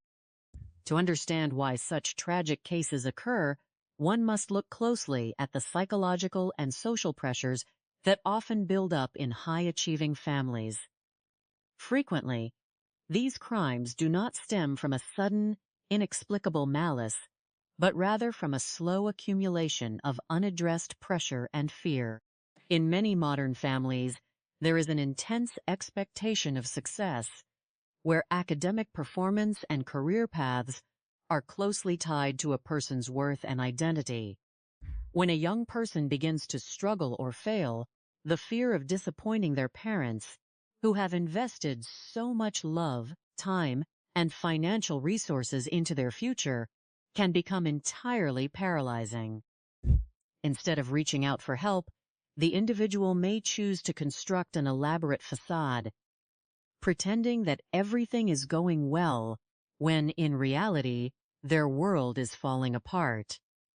This phenomenon of living a double life creates an enormous amount of cognitive dissonance and psychological stress. The individual is constantly on guard, terrified that a single slip-up will expose their secret and destroy the loving relationship they cherish. As the deception grows larger, the options for escape seem to shrink. When the truth finally threatens to emerge, the pressure reaches a critical point, and the individual may experience a sudden, catastrophic break with reality, leading to an irrational and violent outburst. These cases occur with alarming frequency because society often emphasizes external success over emotional well-being, leaving vulnerable individuals feeling as though failure is an absolute catastrophe from which they can never recover. When the Akron police officers were called to the scene on that early spring afternoon, they were initially presented with a highly chaotic and confusing situation. The primary details and clues that the police relied on to unravel the truth and track down the perpetrator highlight the meticulous nature of modern criminal investigation.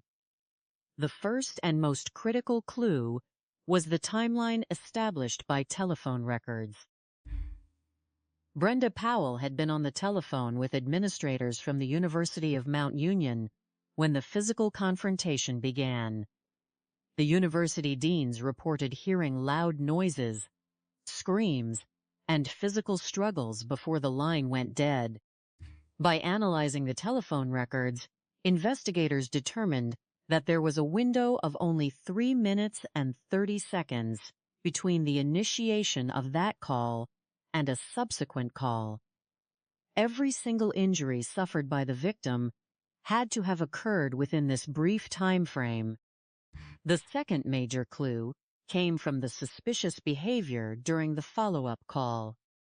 When the university administrators tried to call Brenda back, the telephone was answered by a voice claiming to be Brenda.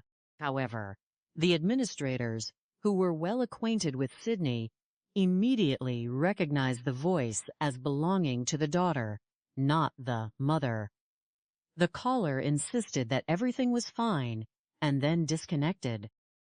This attempt to impersonate the victim was a massive indicator of deception, suggesting that the person on the other end of the line was actively trying to conceal a crime, rather than seeking help for an active intruder. Furthermore, the physical evidence at the home quickly dismantled the theory of an outside attacker. When officers inspected the house, they observed a broken window at the rear of the property. While a broken window might initially suggest a forced entry, the forensic analysis revealed a different story. There were no footprints in the soft ground or snow outside the window, and the glass was shattered in a manner that indicated it had been broken from the inside, rather than the outside. There were no foreign shoe prints anywhere on the property. Instead, forensic investigators discovered a set of bloody footprints inside the house that matched only the shoes worn by Sydney. The weapons utilized in the assault, a kitchen skillet and a knife, were also trace elements that originated from inside the household, rather than being brought in by an external burglar. These physical inconsistencies, combined with the lack of any missing valuables or signs of a typical robbery, led investigators to conclude that the scene had been staged to look like a break-in. The sophistication of the perpetrator in this case presents a compelling paradox. On one hand, Sydney attempted to execute several classic techniques of cover-up, such as impersonating the victim on the telephone, staging a forced entry by breaking a window, and claiming to the police that an intruder had entered the home and instructed her to run. These actions suggest a degree of quick thinking under immense stress. However, from an analytical perspective, these attempts were incredibly fragile and easily dismantled by basic police work.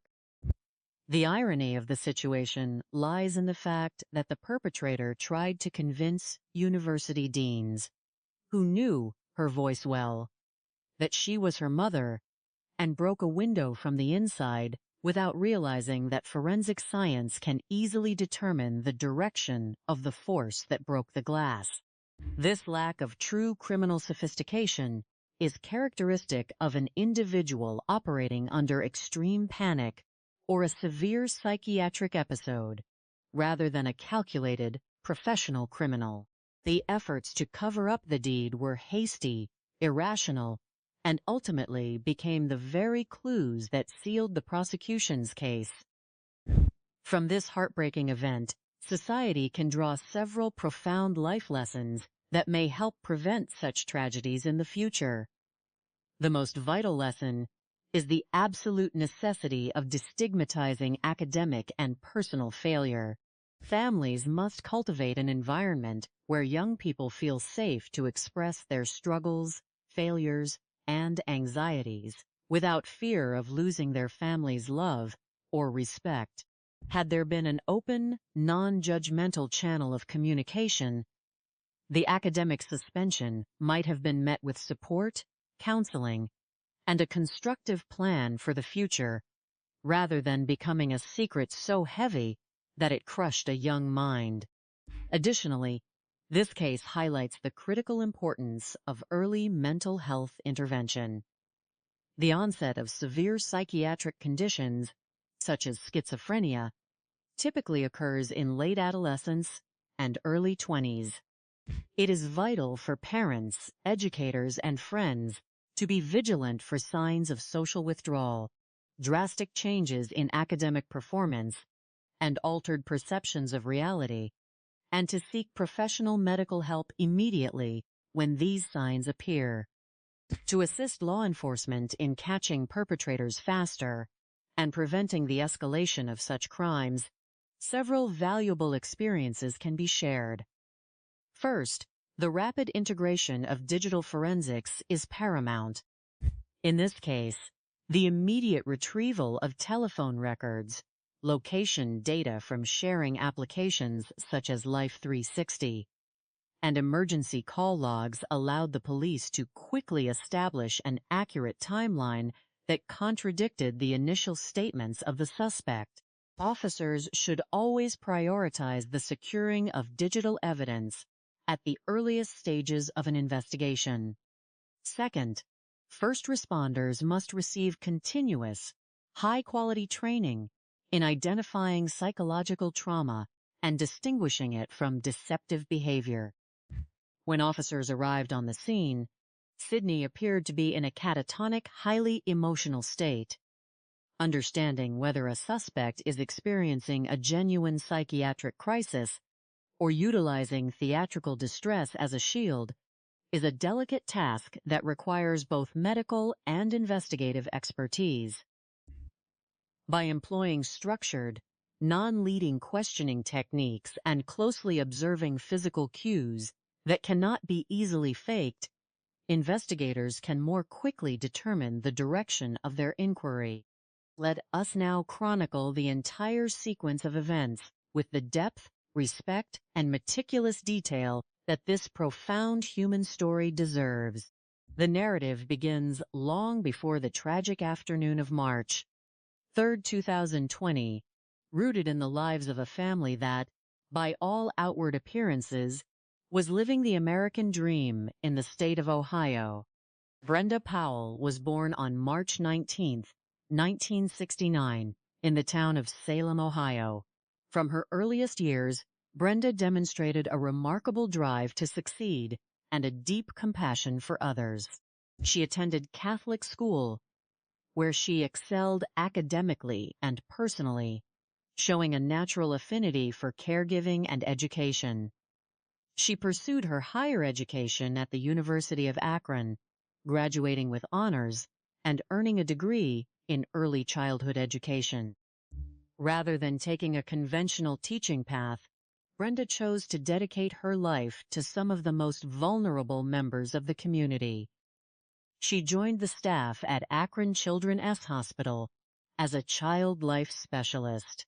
In this demanding role, Brenda worked directly with hot children and adolescents who were facing severe diagnoses, including cancer and complex blood disorders. Her job required an extraordinary amount of emotional strength as she sat with families during their darkest hours, helping children understand their medical treatments and providing comfort when hope was scarce. Her colleagues universally loved and respected her, describing her as a bright light, a nurturing soul, and a woman who possessed a sarcastic, happy smile that could brighten any room. In the year 1995, Brenda met Steve Powell through mutual friends. The connection was immediate, sparked by Brenda's warm personality and her infectious sense of humor. The couple married in 1996 in a large, joyous wedding, surrounded by 14 of their closest friends as bridesmaids and groomsmen. They settled into a comfortable life in Akron, welcoming their daughter, Sydney, in the year 2000, followed by a son 3 years later. As a mother, Brenda brought the same nurturing and protective qualities to her household that she demonstrated at the hospital.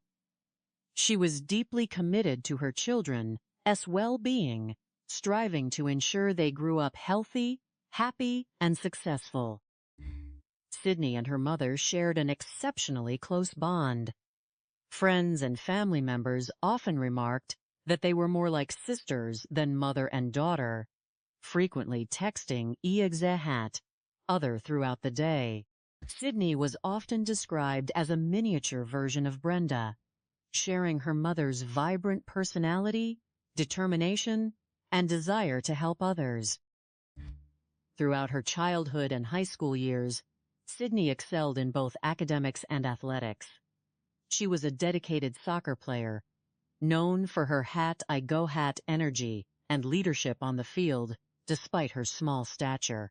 Her hard work paid off when she earned a prestigious presidential scholarship to the University of Mount Union in Alliance, Ohio, located approximately 40 minutes from her family home. Sydney entered the university in the fall of 2018, initially focusing on sports and physical fitness before later deciding to pursue psychiatry, a field that aligned with her interest in helping people. During her first year of college, Sydney appeared to transition smoothly into her new life. She joined a sorority, made close friends, and maintained regular contact with her family, often returning home on weekends. However, as the fall semester of 2019 began, the academic demands of her courses grew increasingly challenging. Slowly, and without her parents' knowledge, Sydney's grades began to decline. Over the course of 2 semesters, her grade point average fell from a highly impressive 3.8 to a level that placed her on academic probation. The pressure of maintaining her perfect image became an overwhelming burden. Sydney found herself unable to confess her struggles to her parents, fearing that the truth would shatter the high expectations they held for her. Instead of seeking assistance, she chose to keep her academic difficulties a closely guarded secret. When she returned home for the winter break, she acted as though nothing was wrong, participating in family holiday activities with her usual cheerful demeanor. When the spring semester of 2020 commenced in January, Sydney returned to campus, but her enrollment status had reached a critical point. Due to her continued academic struggles, the university officially suspended and unenrolled her. Despite no longer being a registered student, Sydney continued to perpetrate the illusion of her college life. She packed her bags each morning, left her housing, and pretended to attend classes. She relied on friends to help her gain access to the dormitory buildings and attended social events as if she were still an active member of the student body. Her roommates and best friends observed that she seemed increasingly sad and stressed as the weeks progressed. But Sydney remained closed off, refusing to reveal the truth of her situation. By late February, the university administration made it clear to Sydney that she could no longer remain on campus. Having run out of options and lacking the financial means to support herself, Sydney began searching for local hotels to stay in, desperate to avoid going home and facing her parents. She moved out of her dormitory a week before the tragic events unfolded, living in a state of constant anxiety and isolation. On the morning of March 3, 2020, the elaborate facade finally collapsed. Steve Powell, Sydney's father, was at work when he decided to sign into the university's online portal to pay the tuition for the upcoming semester. When his login credentials failed to work, he contacted the university administration to resolve the issue. It was during this telephone call that an administrator informed him of the devastating truth. Sydney had been unenrolled and academically suspended 2 months prior.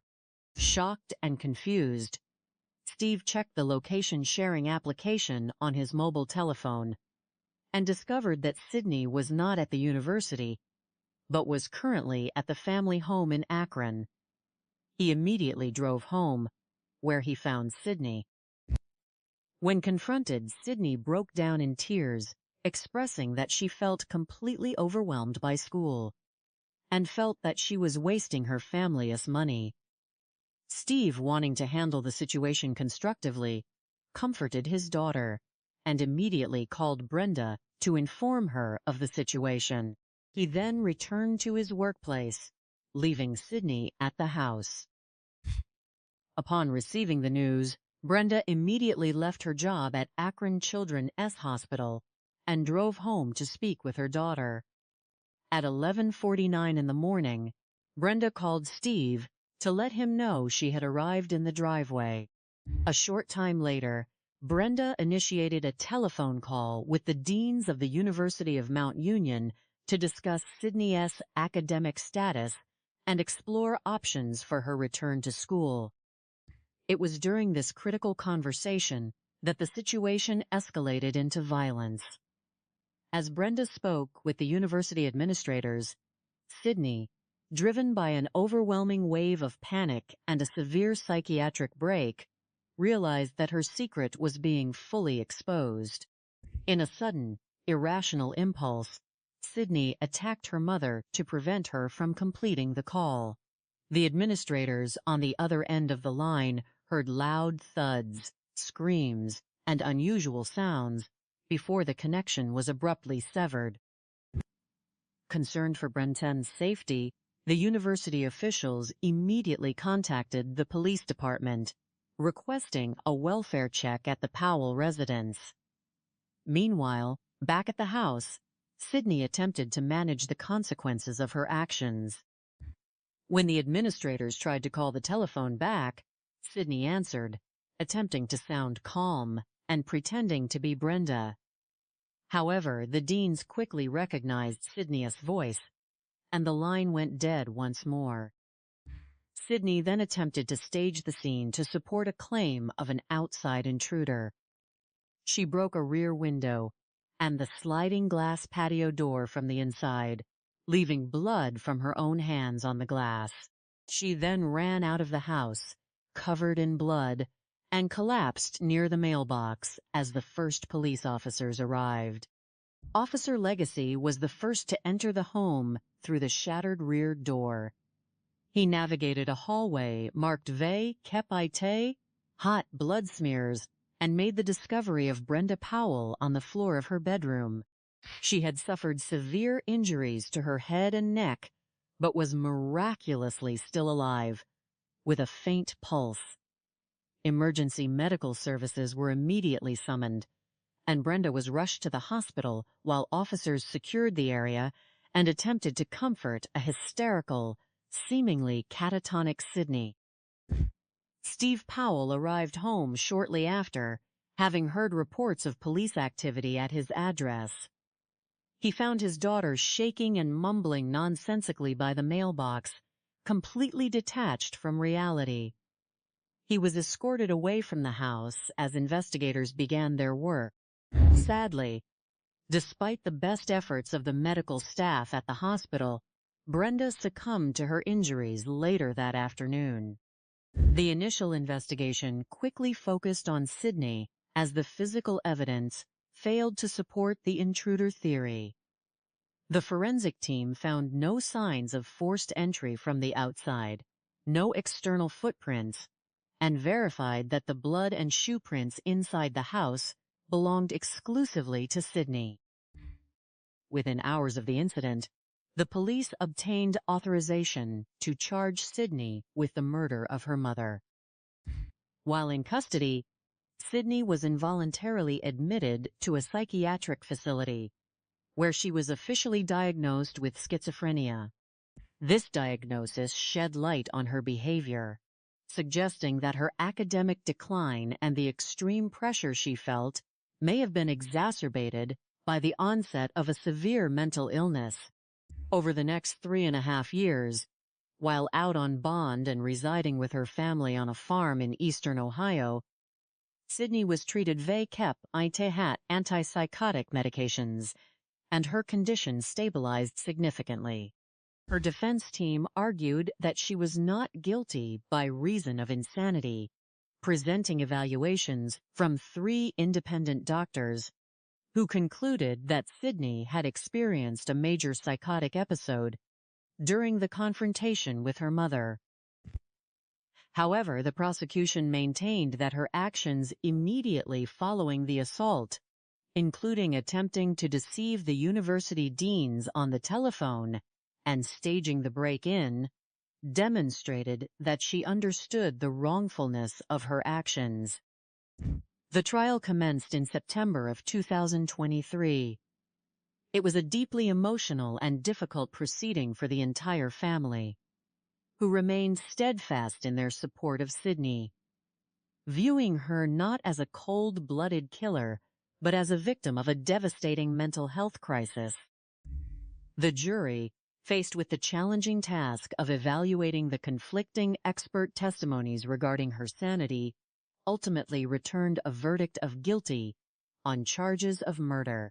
In accordance with the laws of the state of Ohio, the judge sentenced Sydney to life in prison with the possibility of parole after 15 years. In the wake of this profound tragedy, the memory of Brenda Powell lives on through her family, S-Love, and the establishment of the Brenda K. Pop Scholarship at Akron Children S Hospital, which provides financial assistance to students who have survived cancer and are pursuing higher education. The case serves as an enduring reminder of the critical need for empathy, open communication, and comprehensive mental health support within our families and communities, showing that the victory of good lies in our collective commitment to understanding and preventing the silent struggles that can tear lives apart. In the quiet neighborhoods of Akron, Ohio, where the lawns are manicured and the rhythm of daily life usually follows a predictable, peaceful cadence, a sudden and profound tragedy unfolded in the early spring of the year 2020. This case, which began as an alarming distress call from an academic institution and ended in a courtroom debate over sanity, serves as a sobering exploration of human psychology, the crushing weight of unmet expectations, and the fragile facades that individuals sometimes construct to hide their deepest struggles. By examining the tragic loss of Brenda Powell, a dedicated healthcare professional and nurturing mother, and the subsequent conviction of her daughter, Sydney Powell, we can glean important insights into the warning signs of psychological distress, the meticulous nature of modern forensic investigations, and the critical importance of open, non-judgmental communication within families. To understand why such a tragedy could occur in an environment that outwardly seemed so full of love and support, we must first look at the psychological underpinnings of the perpetrator and the phenomenon of academic pressure. Sydney Powell was, by all accounts, a promising young woman. She was a presidential scholar at the University of Mount Union, an institution located about 40 minutes away from her family home. She had been a passionate soccer player in her youth, described by teammates as a small but fierce role model on the field. Her mother, Brenda, born in the year 1969, was a beloved child life specialist at Akron Children's Hospital, a demanding and emotionally taxing role that required immense empathy, patience, and strength. Brenda was universally admired for her ability to comfort families, navigating the terrifying waters of pediatric cancer diagnoses. In their home, the relationship between mother and daughter was described by friends as exceptionally close, resembling the bond of sisters who shared everything. Yet underneath this picture-perfect exterior, a silent crisis was brewing. During the autumn of the year 2019, Sydney's academic performance began to decline sharply. Her grade point average plummeted from an impressive 3.8 to a level that placed her on academic probation. By the beginning of the year 2020, she was academically suspended and unenrolled from the university. Rather than confronting this reality and seeking help from her supportive family, Sydney chose a path of deep denial and elaborate fabrication. She continued to live on or near campus, pretending to attend classes, packing her bag every morning, and participating in sorority events. She spent nights in local hotels and struggled to gain entry into dorm buildings from which she had been barred. This extreme behavior highlights a common but dangerous psychological phenomenon where an individual becomes so paralyzed by the fear of disappointing their loved ones that they would rather construct a parallel reality than face the truth. In Sydney's mind, the high expectations associated with her presidential scholarship and her mother's legacy of excellence became a prison. The longer the deception continued, the more monumental the eventual fallout seemed, creating a pressure cooker of anxiety that finally came to a devastating head on March 3, 2020. On that fateful morning, the facade began to crumble. Sydney's father, Steve Powell, attempted to pay her tuition for the upcoming semester, only to find that his login credentials no longer worked. Upon contacting the university, he was delivered the shocking news that his daughter had not been enrolled for months. When he confronted Sydney at the family home, where she had quietly returned, she reacted with distress, claiming she was overwhelmed and felt her studies were a waste of time and resources. Steve, deeply concerned, called his wife Brenda to apprise her of the situation. Brenda immediately left her shift at the hospital to drive home, desperate to understand what was happening to her daughter. What followed inside the home was a sequence of events that investigators would later reconstruct second by second. Brenda, seeking answers, placed a call to the deans at the University of Mount Union to clarify her daughter's academic status. As Brenda spoke with the university administrators, the conversation was abruptly and violently interrupted. The deans on the other end of the line heard loud thuds, screams, and chaotic noises before the connection went dead. Terrified for Brenda S.'s safety, the administrators immediately contacted the local police department, requesting a welfare check on the residents. When law enforcement officers arrived at the scene, they discovered a setting that defied the peaceful reputation of the neighborhood. Officer Legacy, conducting a sweep of the exterior, noticed a broken rear window and a shattered sliding glass patio door, both smeared kep. Itahat what appeared to be biological material. Upon making entry, officers encountered Sydney, who was highly emotional, hysterical, and covered in blood. She repeatedly vocalized claims of an intruder, insisting that someone had broken into the home and that her mother was injured. She actively tried to prevent officers from moving down the hallway, adding to the immediate confusion of the scene.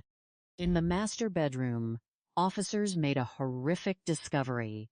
Brenda Powell was lying on the floor, suffering from severe physical trauma to her head and neck. Despite the gravity of her injuries, she still possessed a faint pulse, prompting emergency responders to administer immediate life-saving care and rush her to the hospital. Sadly, Brenda succumbed to her injuries shortly after arrival, transforming a welfare check into a homicide investigation. As the police began their work, the initial theory of an intruder quickly began to fall apart under the weight of logical and physical evidence. This is where we can observe the mild irony of the criminal attempts at sophistication. Sydney, in a desperate bid to deflect suspicion, had attempted to stage a break-in. She broke a window at the rear of the house and damaged the sliding door. However, in her state of panic, she overlooked several glaring logical inconsistencies that experienced investigators identify almost instantly. First, there was blood on both the interior and exterior of the broken window glass, suggesting the window was broken after the physical altercation had already occurred, and blood had been transferred to the person breaking it. Second, there was no stone, brick, or heavy object nearby that could have been used to break the glass from the outside, indicating it had been shattered from within the home. Third, despite her claims of an active intruder, Sydney had never dialed 911. The only emergency calls came from the university deans who had been on the line with Brenda. Perhaps the most damaging piece of evidence came from the very phone call that had been interrupted. When the deans had tried to call Brenda S.'s phone back, immediately after the line went dead, someone answered. The deans, who knew Sydney well, recognized her voice. In a calm tone, Sydney had answered the phone and claimed, "This is Brenda," attempting to reassure the administrators that everything was fine. When they asked if it was actually Sydney, she immediately terminated the call. This brief interaction completely undermined any defense of a sudden, uncontrollable psychotic break where she had no awareness of her actions. It demonstrated an immediate, conscious effort to deceive and cover up the incident while it was still unfolding. Furthermore, a forensic analysis of the home revealed a trail of bloody footprints. Investigators were able to match these footprints directly to the shoes Sydney was wearing, and they successfully ruled out the presence of any foreign footwear at the scene. The implements used in the assault, a heavy iron skillet and a kitchen knife, were traced directly back to the household's own kitchen, further dismantling the narrative of an armed intruder who had entered the home with malicious intent. Within hours of the incident, the evidence was overwhelming. Sydney was taken into custody and subsequently charged with the murder of her mother. The community and the family were left in a state of utter disbelief. How could a young woman with no history of violence, who was described as her mother's mini-me, commit such a brutal act? This brings us to the intense legal and psychiatric battle that ensued during the trial, which was delayed by the global pandemic and finally commenced in September of the year 2023. The defense argued that Sydney was not guilty by reason of insanity. They presented evaluations from 3 independent psychologists who diagnosed her with schizophrenia, arguing that she had suffered a severe, sudden psychotic break on the day of the incident, rendering her unable to appreciate the wrongfulness of her conduct. They pointed to her catatonic state when police arrived, her nonsensical muttering, and her subsequent hospitalization in a psychiatric ward as proof of a profound mental health crisis. The prosecution, however, presented a different narrative, supported by their own expert witness, Dr. Obradovich. The state argued that while Sydney was undoubtedly under immense stress, her actions during and immediately after the crime demonstrated a clear understanding of right and wrong. The act of pretending to be her mother on the phone to the Deans, the physical staging of the break-in, and her persistent lies to her father, and the responding officers about an intruder were all highly purposeful behaviors aimed at escaping detection. The prosecution's expert suggested that her subsequent psychological symptoms were a form of post-traumatic stress disorder, a natural psychological defense mechanism resulting from the horror of her own actions, rather than a pre-existing state of insanity that caused the crime. Ultimately, the jury agreed with the prosecution. After 2 weeks of hearing emotional testimony, viewing body camera footage, and analyzing forensic evidence, they returned a verdict of guilty on charges of murder. Under Ohio law, this carried a mandatory sentence of life in prison with the possibility of parole after 15 years. There are profound life lessons to be drawn from this tragic case, particularly regarding mental health, academic pressure, and the dynamics of family communication. First and foremost, we must recognize the extreme danger of toxic shame. Sydney's descent into deception was fueled by an inability to admit failure. In many modern families, there is an unspoken pressure to maintain an image of constant success and achievement. When young people feel that their worth is entirely tied to their accomplishments, the prospect of failure becomes psychologically catastrophic. We must foster environments, both at home and in educational institutions, where failure is treated as a normal, manageable part of life rather than an existential crisis. If Sydney had felt safe enough to confess to her parents that she was struggling and had been suspended, she could have received the academic and psychological counseling she desperately needed, and this tragedy could have been avoided. Secondly, this case underscores the importance of paying attention to subtle behavioral changes in young adults. Although Sydney's friends and family noted that she seemed happy outwardly, there were signs of distress. Her roommate noticed her getting more sad and quiet toward the end, and her frequent stays in hotels and evasive behavior regarding her classes were major red flags. Families should establish regular deep check-ins that go beyond superficial updates about grades and sports. For law enforcement, there are also valuable lessons on how to resolve such complex domestic cases swiftly and accurately. The rapid resolution of this case was made possible by the immediate securing of the crime scene and the careful preservation of digital and physical evidence. The use of location tracking applications, such as the Life 360 app, and the immediate retrieval of phone records allowed investigators to construct a highly precise timeline of the events. By comparing the exact times of the phone calls, the duration of the physical conflict, and the movements of the individuals involved, the police were able to debunk the intruder theory within hours. Officers responding to highly emotional scenes must remain objective, looking past the hysteria of potential witnesses to let the physical evidence guide their hypotheses. In honoring the memory of Brenda Powell, her colleagues and family have established a scholarship in her name at Akron Children's Hospital, supporting young people who have battled cancer as they pursue higher education. This beautiful tribute ensures that Brenda's legacy of nurturing, healing, and selflessness continues to shine, even in the wake of such a dark chapter. It serves as a reminder that good can still find a way to triumph, offering hope and educational opportunities to future generations, while the memory of a dedicated mother and healthcare hero is preserved forever.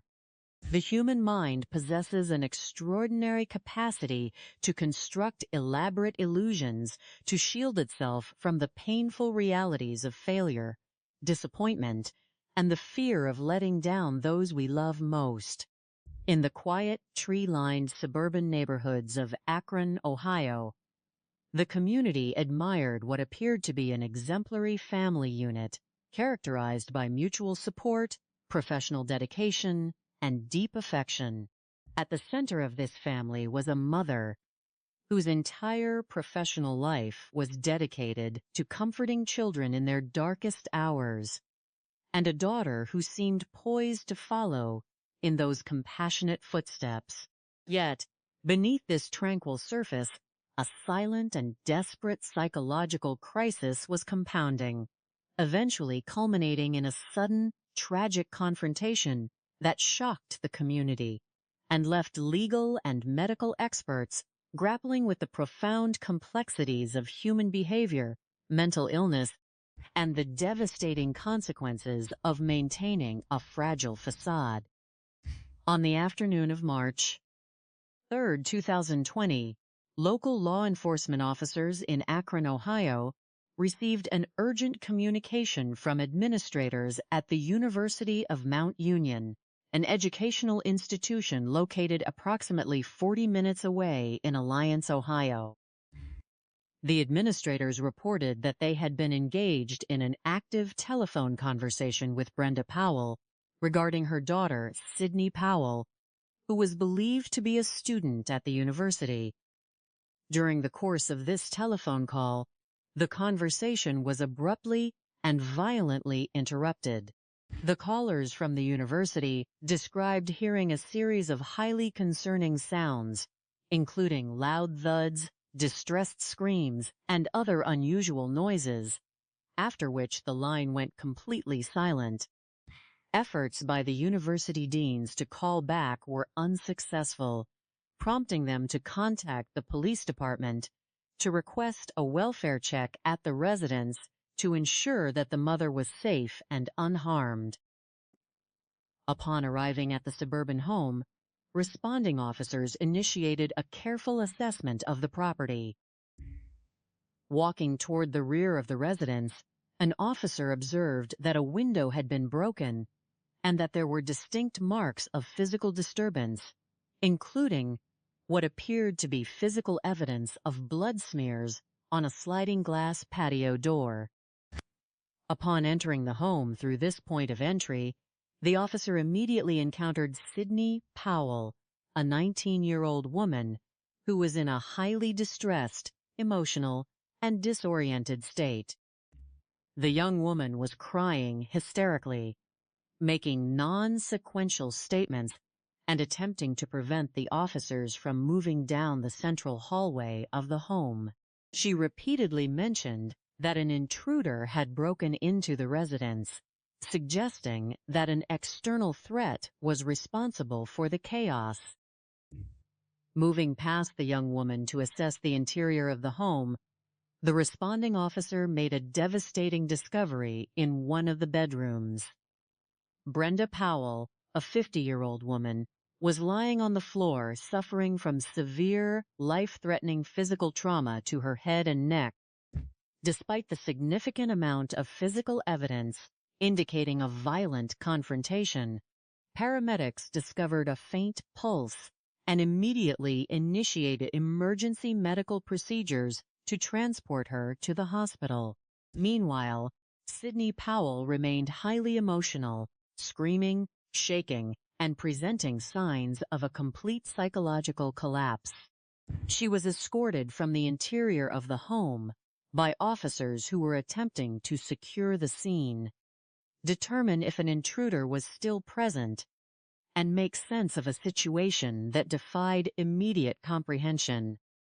To understand how such a tragic event could occur within a household characterized by warmth and support, it is essential to examine the life and legacy of Brenda Powell.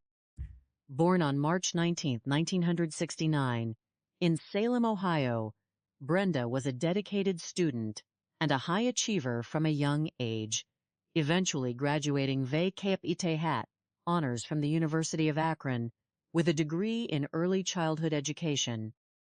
Her true calling, however, was realized at Akron Children's Hospital, where she spent over 2 decades working as a child life specialist. In this highly challenging and vital role, Brenda worked directly with hot pediatric patients and adolescents facing severe diagnoses, including leukemia, cancer, and rare blood disorders.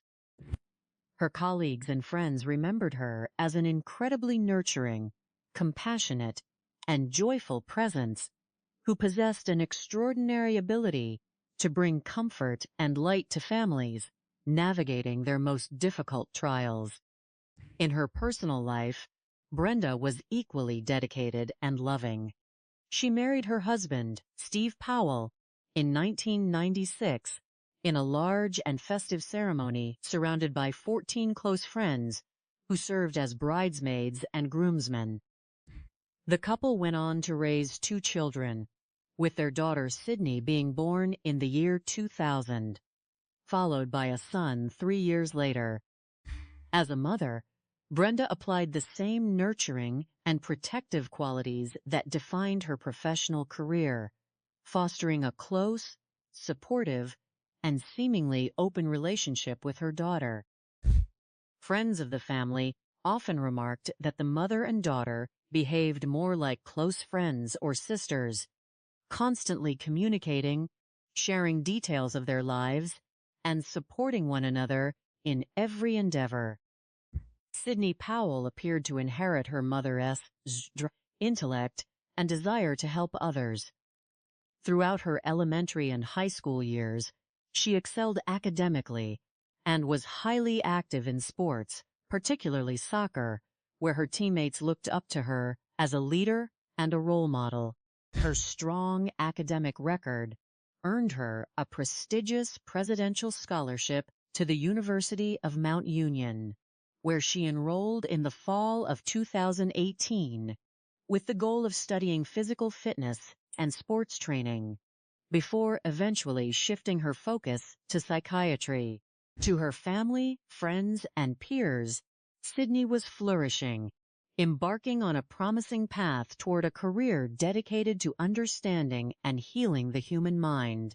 However, as Sydney entered her sophomore year in the fall of 2019, unseen academic and emotional difficulties began to take root. Her grade point average, which had previously stood at a commendable 3.8, began to decline rapidly. Within 2 semesters, Sydney found herself on academic probation, a situation that compounded until the university officially disenrolled her in the early months of 2020. The sudden loss of her student status and the potential forfeiture of her scholarship represented a catastrophic failure in Sydney's mind, a reality so devastating that she found herself entirely unable to communicate the truth to her supportive parents or her close friends. Rather than facing the painful reality of her academic suspension, Sydney embarked on an incredibly complex and emotionally exhausting path to maintain the illusion of her academic success. When the spring semester of 2020 began, she returned to campus as if nothing had changed. She continued to live near the university, packed her school bag each morning, and met with her roommates and friends under the pretense of attending classes. Through subsequent investigations, law enforcement discovered that Sydney had been spending her days utilizing search engines to locate local hotels, wandering the campus to find open public spaces, and finding creative ways to slip into university buildings to maintain the appearance of a normal student life. To her roommate and best friend, Sydney appeared somewhat sad and stressed in the final weeks. Yet she never allowed the facade to slip, remaining outward happy and engaged in social activities. The fragile illusion finally shattered. On the morning of March 3, 2020, Steve Powell, intending to make a routine tuition payment for the upcoming semester, discovered that his login credentials to the university system no longer functioned. Upon contacting the university administration for clarification, he was informed that his daughter was no longer enrolled at the institution. Deeply shocked and confused, Steve tracked his daughter's location using a family tracking application and discovered that she was currently at their family home in Akron rather than on campus. He returned home to find Sydney crying and overwhelmed, explaining that she felt deeply stressed by her academic workload.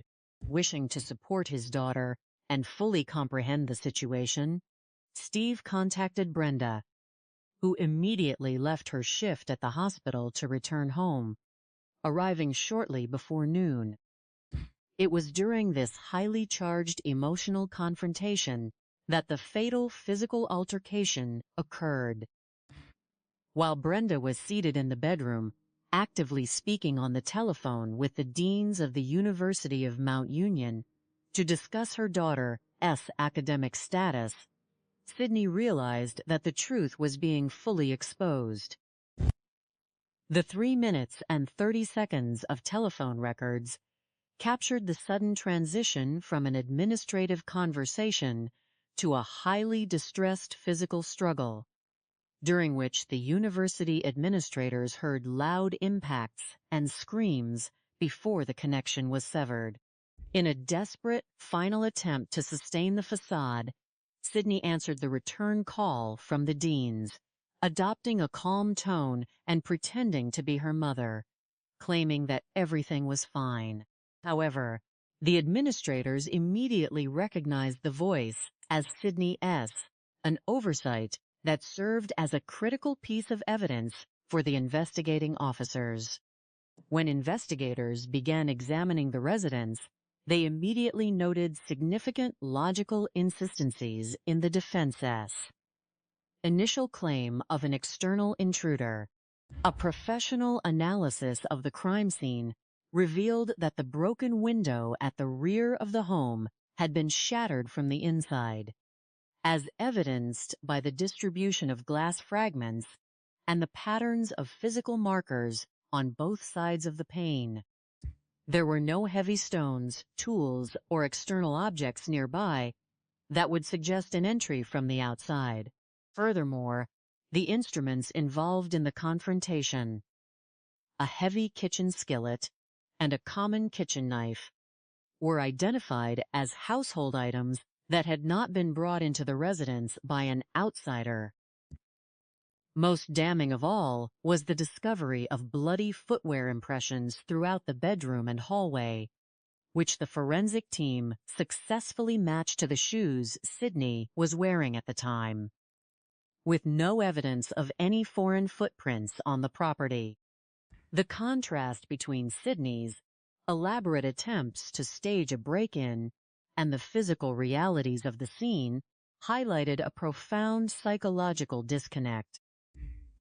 In her panic to preserve the illusion of her successful life, Sydney had attempted to construct an intruder scenario, yet the physical evidence painted an entirely different picture, demonstrating that the only individuals present in the home during those critical minutes were the mother and daughter. As the investigation progressed over the subsequent hours, local authorities secured the necessary authorization to charge Sydney with the murder of her mother, transitioning the case from a sudden crisis to a complex legal and medical inquiry. The primary question that dominated the investigation, the subsequent legal proceedings, and the minds of the community was the elusive question of motivation. How could a young woman, described by everyone who knew her as exceptionally loving, gentle, and deeply bonded with her mother, engage in such a devastating act of physical violence? To address this question, the defense team asserted a plea of not guilty by reason of insanity, arguing that Sydney was suffering from a severe, undiagnosed mental illness that prevented her from understanding the wrongfulness of her actions at the time of the event. While being held in a psychiatric facility following her arrest, Sydney was diagnosed with schizophrenia, a severe cognitive disorder that legal and medical experts note frequently manifests in individuals during their late teens and early 20s. According to the defense medical experts, Sydney was experiencing a profound, undiagnosed psychiatric crisis characterized by brief, severe psychotic episodes interspersed with periods of relative lucidity. They argued that the sudden exposure of her academic failure acted as a powerful trigger, causing a complete psychological break from reality, during which she was unable to appreciate the nature or the consequences of her actions. The defense pointed to her behavior on the police body camera footage, where she appeared entirely disassociated, catatonic, and unable to process the reality of the scene around her, as evidence of a genuine psychiatric collapse rather than a calculated, malicious act. Conversely, the prosecution presented a different interpretation of Sydney's actions, supported by their own forensic psychologist, Dr. Obradovich. The state argued that while Sydney may have experienced significant stress and psychological distress, her deliberate and immediate efforts to conceal the truth demonstrated an acute awareness of the wrongfulness of her conduct.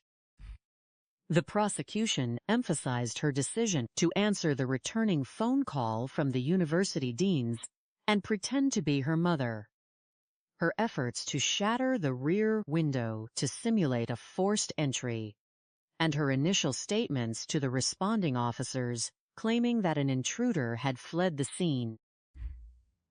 These actions, the state argued, were the actions of an individual who understood exactly what had occurred and was actively attempting to evade responsibility, rather than someone completely detached from cognitive reality. The trial, which commenced in September of 2023, after significant delays caused by global circumstances, became a tragic and deeply emotional proceeding for everyone involved. Throughout the process, the Powell family, including Steve Powell and Brenda's extended family, remained steadfast in their support of Sydney. They did not seek a criminal conviction or a lengthy prison sentence, but rather advocated for a resolution that would allow Sydney to receive the intensive psychiatric care they believed she desperately needed. The family expressed profound disappointment that the prosecution pursued a standard criminal trial, choosing to focus on the unanimous findings of the defense's medical experts, who concluded that Sydney was legally insane during the brief, catastrophic window of the confrontation.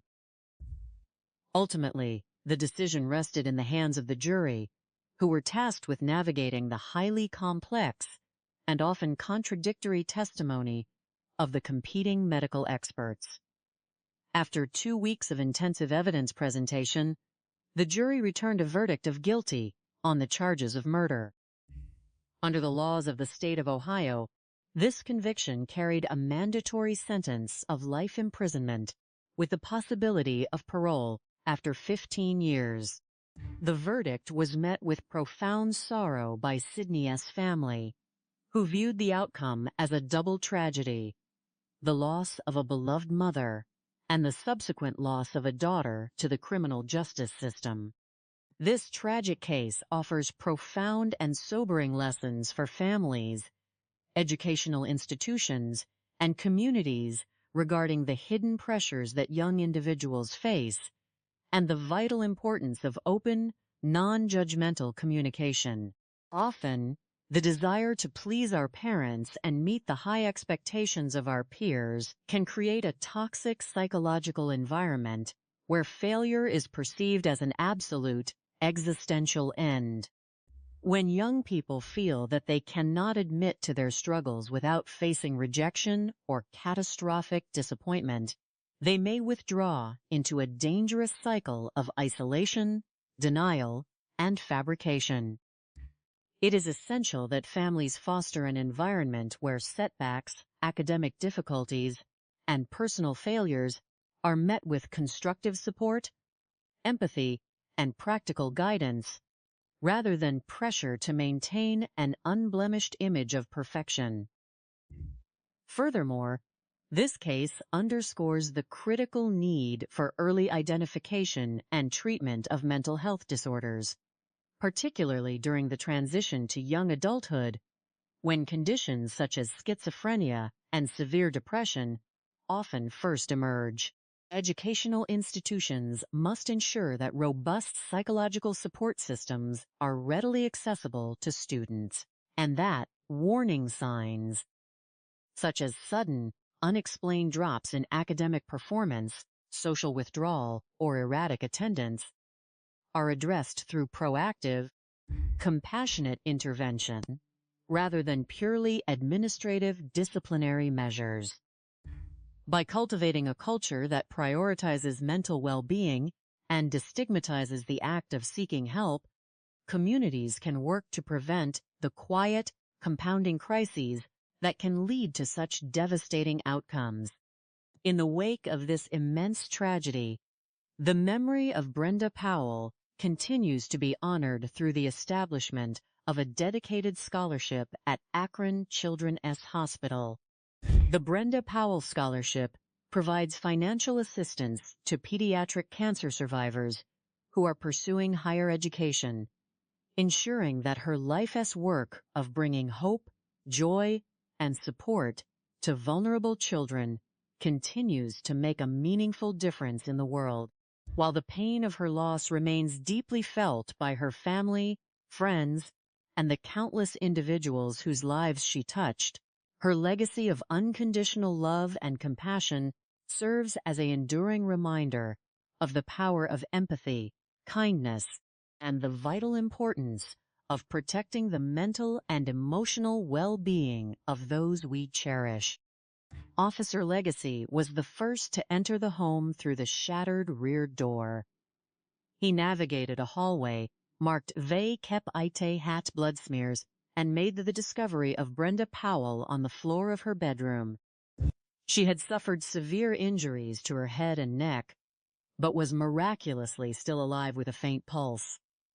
Emergency medical services were immediately summoned, and Brenda was rushed to the hospital while officers secured the area and attempted to comfort a hysterical, seemingly catatonic Sydney.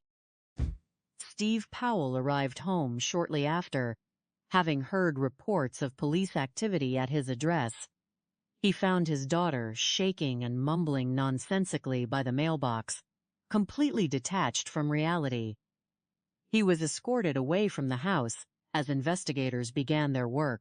Sadly, despite the best efforts of the medical staff at the hospital, Brenda succumbed to her injuries later that afternoon. The initial investigation quickly focused on Sydney as the physical evidence failed to support the intruder theory. The forensic team found no signs of forced entry from the outside, no external footprints, and verified that the blood and shoe prints inside the house belonged exclusively to Sydney. Within hours of the incident, the police obtained authorization to charge Sydney with the murder of her mother. While in custody, Sydney was involuntarily admitted to a psychiatric facility, where she was officially diagnosed with schizophrenia. This diagnosis shed light on her behavior, suggesting that her academic decline and the extreme pressure she felt may have been exacerbated by the onset of a severe mental illness. Over the next 3.5 years, while out on bond and residing with her family on a farm in eastern Ohio, Sydney was treated with hot antipsychotic medications, and her condition stabilized significantly. Her defense team argued that she was not guilty by reason of insanity, presenting evaluations from 3 independent doctors who concluded that Sydney had experienced a major psychotic episode during the confrontation with her mother. However, the prosecution maintained that her actions immediately following the assault, including attempting to deceive the university deans on the telephone and staging the break-in, demonstrated that she understood the wrongfulness of her actions. The trial commenced in September of 2023. It was a deeply emotional and difficult proceeding for the entire family, who remained steadfast in their support of Sydney, viewing her not as a cold-blooded killer, but as a victim of a devastating mental health crisis. The jury, faced with the challenging task of evaluating the conflicting expert testimonies regarding her sanity, ultimately returned a verdict of guilty on charges of murder. In accordance with the laws of the state of Ohio, the judge sentenced Sydney to life in prison with the possibility of parole after 15 years. In the wake of this profound tragedy, the memory of Brenda Powell lives on through her family's love and the establishment of the Brenda K. Pop Scholarship at Akron Children's Hospital, which provides financial assistance to students who have survived cancer and are pursuing higher education. The case serves as an enduring reminder of the critical need for empathy, open communication, and comprehensive mental health support within our families and communities, showing that the victory of good lies in our collective commitment to understanding and preventing the silent struggles that can tear lives apart.